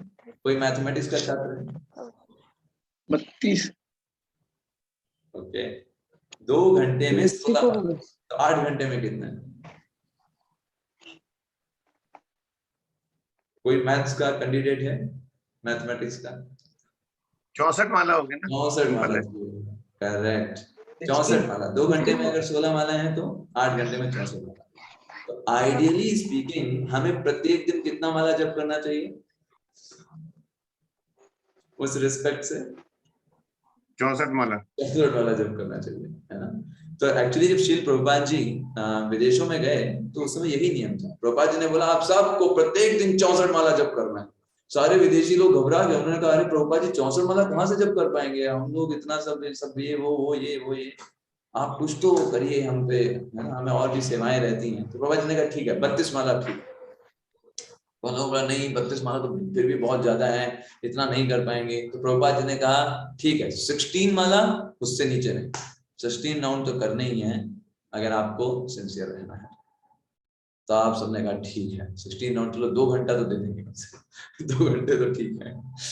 तो इस तरीके से उन्होंने 2 घंटे जब 16 राउंड्स को लेकर के एक नियम बनाया कि हम प्रत्येक दिन करेंगे। और प्रारंभिक अवस्था में हम ऐसा नहीं कि हम पहले दिन से 16 माला करने लगे, दिस इज नॉट। हम धीरे धीरे करके हमें बढ़ाना चाहिए, हमें उसी पर खुश नहीं रहना चाहिए। हम 2 माला करें अरे बस बस जीवन की सिद्धि प्राप्त कर लिए, बस अब और कुछ नहीं कर, नॉट लाइक दैट। हमें धीरे धीरे करके हमें भगवान के लिए समय निकालना चाहिए। वो बताएगा कि हम कितना सिंसियर हैं भगवान के लिए, है ना? यस, तो हम इसलिए वैसे करते हैं। कभी कोई लोग ये भी पूछते हैं प्रभु जी ये बताइए हम 4 माला बहुत अच्छे से ध्यान पूर्वक करें या 16 माला हम कर डालें, कौन अच्छा है इसमें? It is obvious that quality rounds is better. ये तो अच्छी बात है, 4 माला अच्छे से करना अच्छी बात है, लेकिन इसका मतलब ये नहीं है कि आपके पास समय है फिर भी आप 4 ही माला कर रहे हो, दैट इज नॉट थिंग। इसका मतलब फिर आप सिंसियर नहीं है ना? खाली मन शैतान का घर। अगर आप अपने मन को जितना खाली रखोगे वो इधर उधर की बातें सोचेगा, आपको डिस्टर्ब करेगा, छोटी छोटी बातों में आपको परेशान करेगा, कोई कुछ बोल दिया उसके लिए टेंशनाइज होगा। तो बेटर ना चैन देर आप टेंशन ले रहे हो, इससे अच्छा उसमें भगवान का नाम जप करो, है ना? तो भगवान का नाम जप करने से अपने आप ही सारी प्रकार की चिंताएं और सब कुछ चला जाता है। तो it's better to chant. Quality हमको करना है, लेकिन क्वालिटी के नाम पर हमें क्वांटिटी से कंप्रोमाइज नहीं करना चाहिए। क्या हम बहुत अच्छे से जप कर रहे हैं, अच्छा कितना जप कर रहे हैं प्रभु जी? हम बस एक ही बार हरे कृष्ण महामंत्र जप करते हैं, एक ही बार बोलते हैं दिन में, लेकिन बहुत अच्छे से प्रभु जी बोलते हैं Hare Krishna Hare Krishna, not like that. Quality के नाम पर क्वांटिटी से कंप्रोमाइज नहीं करना चाहिए, है ना? That is not good. अच्छा करना है, और जब आप ज्यादा करोगे अच्छा भी करोगे, ये भी आप बात मानिए। कभी कोई लोग पूछते हैं प्रभु जी समय नहीं मिलता है, क्या करें? हम तो बहुत जब करना चाहते हैं, लेकिन you know I am very busy, ये रहता है, वो काम रहता है, वो काम है, ये काम है। ये सब एक्चुअली बहाने हैं, सब बहाने हैं। क्यों? जब आप किसी चीज को महत्वपूर्ण मानते हो, आप समय अपने आप निकालोगे ना। हाँ, अभी आपके मान लीजिए आप अच्छे से काम कर रहे हो, आपके सर में दर्द होने लगा, फिर काम कर पाओगे? नहीं ना। आप पहले डॉक्टर के पास जाओगे, दिखाओगे, क्योंकि आपके लिए वो महत्वपूर्ण है। ठीक ऐसे ही डिवोटी के लिए भगवान का नाम बहुत महत्वपूर्ण है। वो नाम के बिना जी नहीं सकता है। नाम के बिना कैसे वो जीवन चलाएगा, कैसे अपनी चेतना को शुद्ध रखेगा?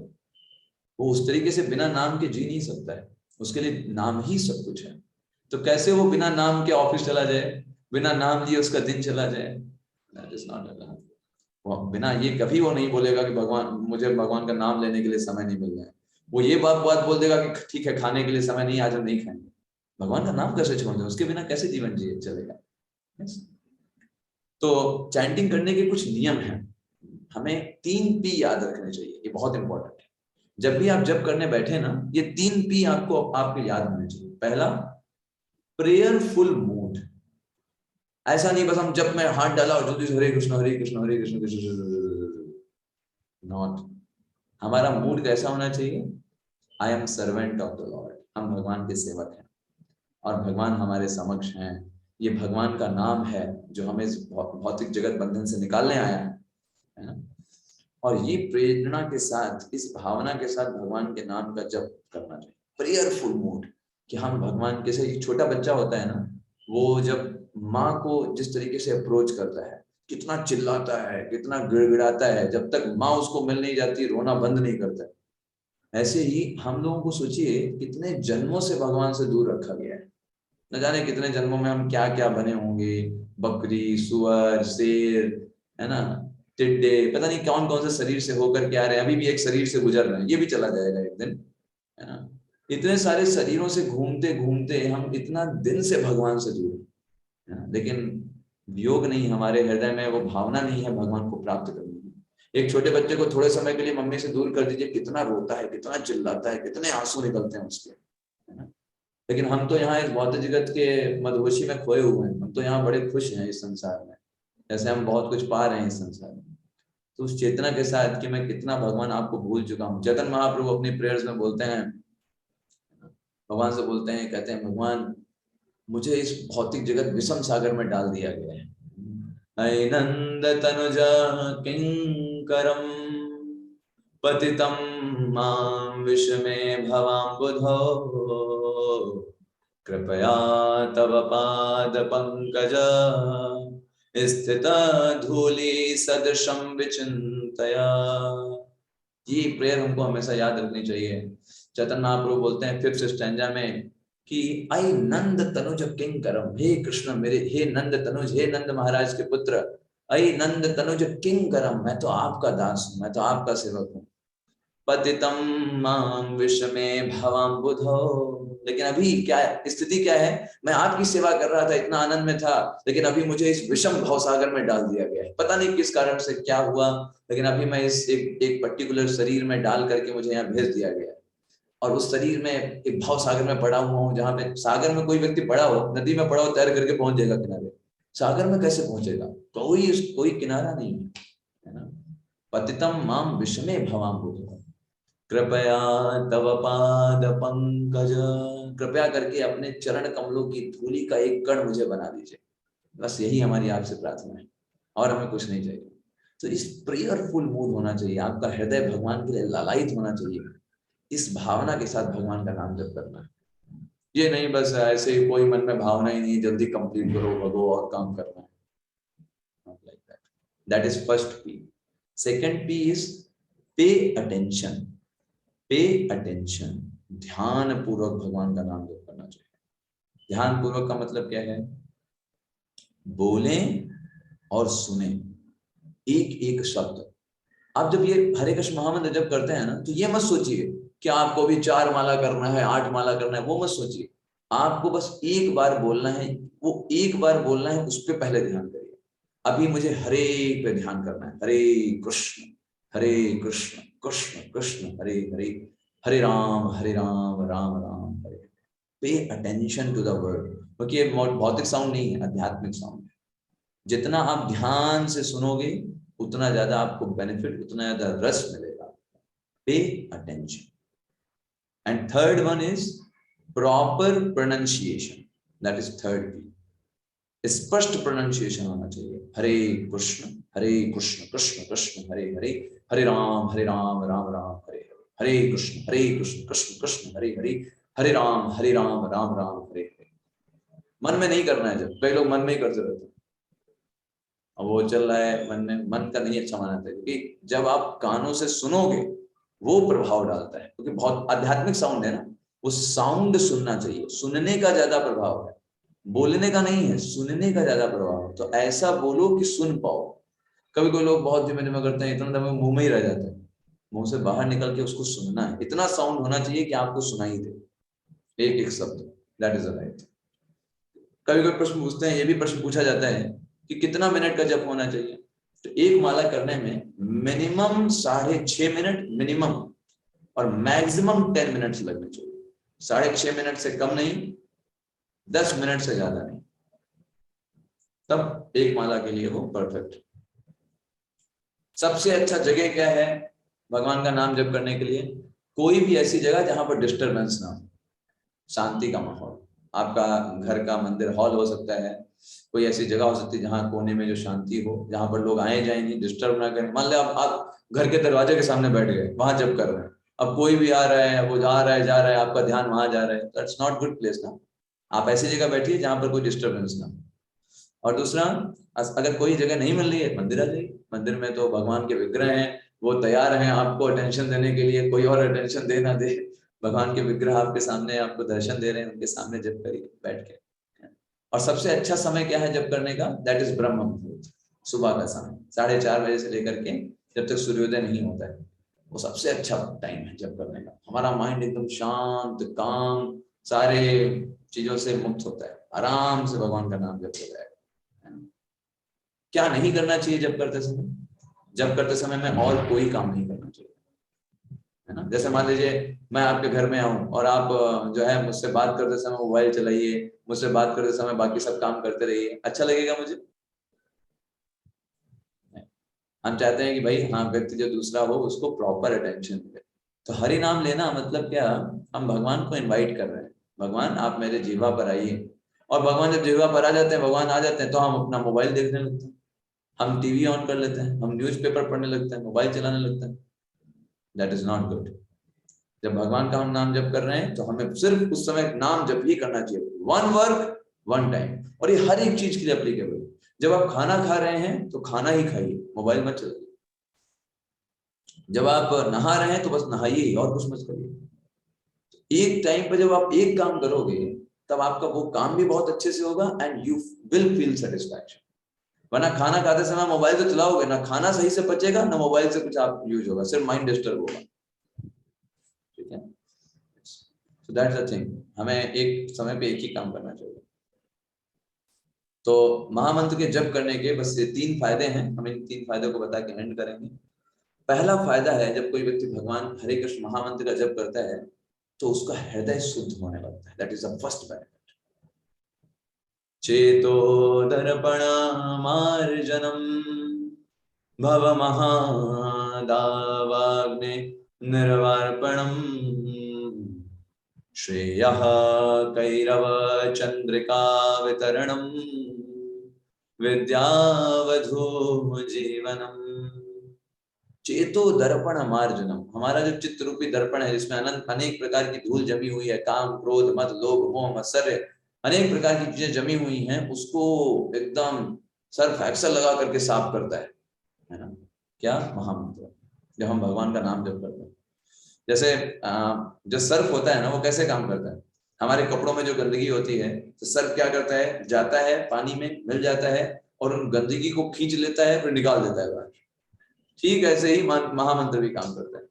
हम जब उच्चारण करते हैं हमारे हृदय तक जाता है, हृदय में जितना मल कचरा भरा है, बुरे विचार भरे हुए हैं, उनके साथ मिल करके सबको बाहर कर देता है, क्लीन कर देता है। इसलिए देखेंगे कि जो कोई भी व्यक्ति भगवान का नाम जप करना प्रारंभ करेगा, देखेगा धीरे धीरे से उसके जो बुरे विचार थे, जो बुरी चेतना थी, वो अपने आप कम होने लगेगी।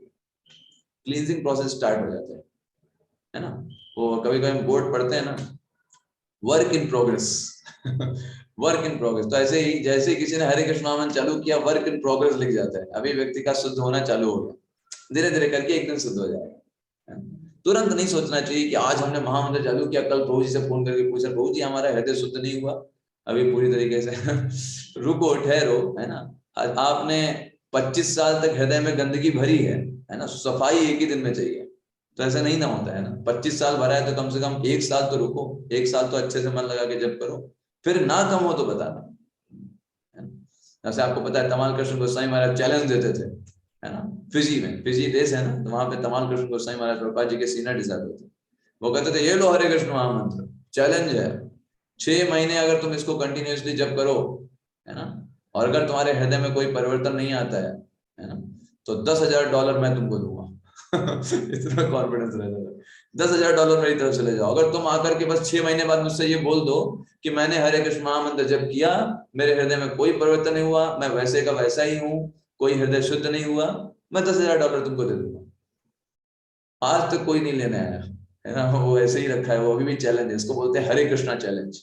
ये चैलेंज है हरे कृष्ण का। क्लींजिंग प्रोसेस होगी। दूसरी चीज क्या होती है फायदा, हमारा स्वभाव जो होता है वो स्टैब्लिश्ड हो जाता है। आप देखो हम इस जगत में अनेक अनेक कार्य करते हैं, अनेक अनेक हमारे रोल होते हैं, कभी हम पिता बनते हैं, कभी हम पति बनते हैं, कभी हम बेटे बनते हैं, है ना, कभी हम कुछ बनते हैं, अनेक अनेक रोल हैं, अलग अलग जॉब करते हैं। बट हमारा जो वास्तविक स्वभाव क्या है, जीवेर स्वरूप है कृष्ण नित्य दास, है ना। जीव का स्वरूप क्या है, भगवान का दास होना, भगवान की सेवा करना। और भगवान की सेवा करने का सबसे उत्कृष्ट साधन है भगवान के नामों का जप। चैतन्य महाप्रभु बोलते हैं कि सारी सेवाओं में सबसे बड़ी सेवा भगवान की क्या है? What is that? Anybody? Chanting the names of the Lord. भगवान के मंत्र का जाप करना, भगवान के नाम का जाप करना। yes. ये सबसे बड़ी सेवा है, भगवान के नाम का जाप करना। तो इसलिए जो कोई व्यक्ति भगवान हरे कृष्ण महामंत्र जप करता है, उसकी कॉन्स्टिट्यूशनल पोजीशन स्टैब्लिश हो जाती है। तुरंत वो फील करेगा मैं भगवान का दास हूँ, मुझे भगवान की सेवा करनी है, और वो तुरंत ही बड़ा अच्छा उसको लगेगा, उसकी स्टेबल। और थर्ड जो प्रॉफिट होता है, सेटिस्फाइज स्पिरिट सोल। हमने आपको ऐसे मछली का एग्जांपल दिया था, कितना भी वो पलटे बट उसको सेटिस्फैक्शन नहीं मिलने वाला। लेकिन जैसे उसके ऊपर पानी की बौछार होगी, at that time that fish will feel satisfaction. That is the case. तो ऐसे ही हरे कृष्ण महामंत्र हमको हृदय से सेटिस्फाई करता है, फ्रॉम आवर हार्ट। बाहर की चीजें हमको सेटिस्फाई करती हैं, लेकिन वो बाहरी तौर पर सेटिस्फाई करती हैं। वो खुशी ज्यादा दिन तक नहीं रहेगी। इस जगत में चाहे जितना ही बड़ा आप काम कर लो, खुशी ज्यादा दिन तक नहीं टिकती। लेकिन हरे कृष्ण महामंत्र हमको आंतरिक रूप से संतुष्ट करता है। तो बाहर से भले हमको प्रतिकार मिले, लोग बुरा भी बोले, लेकिन जब आंतरिक रूप से हम खुश रहेंगे, उन सब चीजों को हम फेस कर सकते हैं और हैप्पी रह सकते हैं, even in the any awkward situation also, है ना। यही तो चीज प्राप्त करनी है कि जीवन में चाहे कुछ भी हो, लेकिन हम आंतरिक रूप से प्रसन्न हो, आंतरिक रूप से सेटिस्फाइड हो। बाहरी रूप से सेटिस्फैक्शन मिलता है व्यक्ति को जब कोई इसकी पॉपुलैरिटी बढ़ जाती है या फिर लोग उसको बहुत मानने लगते हैं। ये बाहर से सेटिस्फैक्शन है, ये ज्यादा दिन तक नहीं टिकते। हमारा हृदय उसको अच्छा नहीं मानता। आंतरिक सेटिस्फैक्शन कब मिलता है? भगवान के नाम जप से। जब ये मिल जाता है, बाहर का मिले ना मिले उससे फर्क नहीं। व्यक्ति इतना खुश होता है, उसको और कुछ चाहिए ही नहीं। करेक्ट ना? Yes, that's very important. तो ये 3 चीजें हमने अभी देखा, तो हम यहीं पे एंड करेंगे आज का लेक्चर। ये deepening the connection, deepening our connection to the Krishna. इस तरीके से हम गहरा कर सकते हैं। अभी हम आपके प्रश्न लेंगे, एक एक करके आप प्रश्न पूछ सकते हैं।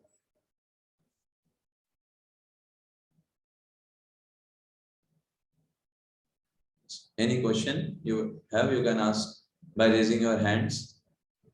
आप हैंड रेज करके अगर कोई आपका प्रश्न है तो पूछ सकते हैं। Any question if you have. Okay. अच्छा, मुझे नहीं, मैं किसी का हैंड रेज नहीं देख पा रहा हूँ, तो मुझे लगता है कि अच्छा रमेश प्रभु जी। ओके, यस रमेश प्रभु जी पूछ सकते हैं। हाँ, आप अनम्यूट कर। हाँ, यस प्रभु जी, ऐसा है, जब से मैं गीता से जुड़ा हूँ, मैंने कुछ समय बढ़ाया है। पहले क्या था कि मैं 4 बजे पूजा पर बैठता हूँ, बहुत दिनों से, जब मैं जॉब में था तब भी। लेकिन अब क्या हुआ है कि जब से आपसे मैं जुड़ा हूँ, तब से कुछ समय मैंने बढ़ाया है। लेकिन मैं क्या करूं, क्योंकि समय और बढ़ा नहीं पाता हूं, क्योंकि वो जो मैं पहले पूजा करता था वो मैं छोड़ नहीं पाता हूं। और ये जो आपने बताया है इसको भी मैं नहीं छोड़ पाता हूं, इसलिए मैंने समय बढ़ाया। फिर क्या होता है कि 5:30 बजे के बाद, क्योंकि जाप मेरा समाप्त होता है 5:30 बजे, फिर मैं सोचता हूँ कि इसको 6 बजे करूं, लेकिन कुछ पारिवारिक दायित्व हो जाता है, मैं फिर वहां निकल जाता हूँ। क्या किया जाना चाहिए ऐसी स्थिति? कोई बात नहीं, जो मैं पहले की पूजा करता था। आप एक नियमित रूप से तो कर ही रहे हैं सुबह में। जी। तो अभी देखिए, आपको बस टाइम को मैनेजमेंट करना है और कुछ नहीं करना है। अब ऐसा तो है नहीं कि पूरे दिन भर आप बिजी रहते होंगे, शाम में भी आपको थोड़ा बहुत तो रिलैक्स मिलता होगा। तो बस थोड़ा सा दिमाग लगाना है, समय निकालना है अगर आप थोड़ा सा इंटेलिजेंट वे से सोचोगे, हमारा दिन में बहुत सारा समय ऐसा होता है जो सिंपल हम कुछ सोचते रहने से या कुछ ऐसे ही बेफालतू की बातें करने में गुजार देते हैं। बस उस समय को निकालना है और उस समय को भगवान के नाम जप में लगाना है। जितना मॉर्निंग में आपने कर लिया, इवनिंग में भी 2 माला कर लीजिए, किसने रोका? हाँ, शाम में मैं कर सकता हूँ, हाँ, शाम में करिए, समय है। करिए। इसीलिए कोई नियम नहीं है कि आप सुबह ही करिए तभी वो सक्सेस है, नॉट लाइक दैट। सुबह करिए वो अच्छी बात है, बट शाम में समय तो खाली नहीं रहना है हमको, हमें जी, बढ़ाना शाम में है। जी, यस, बहुत बढ़िया। शाम में। यस, करिए बिल्कुल। हरे कृष्णा प्रभु, हरे कृष्णा प्रभु। हरे कृष्ण, हरे कृष्ण। बहुत अच्छा, रमेश प्रभु जी बहुत एंथुसियास्टिक हैं, बहुत प्रेरणा मिलती है एकदम। प्रत्येक दिन चैंटिंग में भी आते हैं, रंजीत प्रभु हो गए, रमेश प्रभु जी हो गए, बहुत अच्छे से आप कर रहे हैं सभी लोग। पंकज साहा प्रभु जी और संजय प्रभु जी भी बहुत अच्छे से, और गुंजन माता जी, हरे कृष्णा। आप हैं अभी? गुंजन माता जी और या विवेक प्रभु जी, हाँ जी, हरे कृष्णा प्रभु जी। हरे कृष्णा। गुंजन माता जी, आज आपका जन्मदिन है? हाँ जी। हाँ, हैप्पी कृष्णा कॉन्शियस बर्थडे माता जी। हाँ जी, हम बिल्कुल आपके लिए प्रेयर करेंगे। आप बहुत अच्छे से भक्ति करें और खूब आगे बढ़ें और लोगों को भी प्रेरित करें भगवान की इस अच्छे मार्ग में। हाँ जी, हाँ जी। डेफिनेटली आपके लिए प्रेयर करेंगे आज। सभी लोग माता जी के लिए प्रेयर कर सकते हैं। आध्यात्मिक जीवन में हम जितना दूसरों के लिए प्रेयर करेंगे उतना हम और अच्छे भगवान की ओर जाएंगे, है ना? yes. दूसरों के लिए हमें प्रेयर करना चाहिए। Happy Krishna conscious birthday. Hare Krishna, Hare Krishna प्रभु, हरे कृष्ण। सभी लोग हरे कृष्ण, हरे कृष्ण, हरे कृष्णा प्रभु जी। हरे कृष्ण, हरे कृष्ण। ना ये चले गए। हरे कृष्णा प्रभु। हरे कृष्ण, हरे कृष्ण, हरे कृष्णा प्रभु, हरे कृष्ण। नहीं दे दिखाओ। हरे कृष्ण।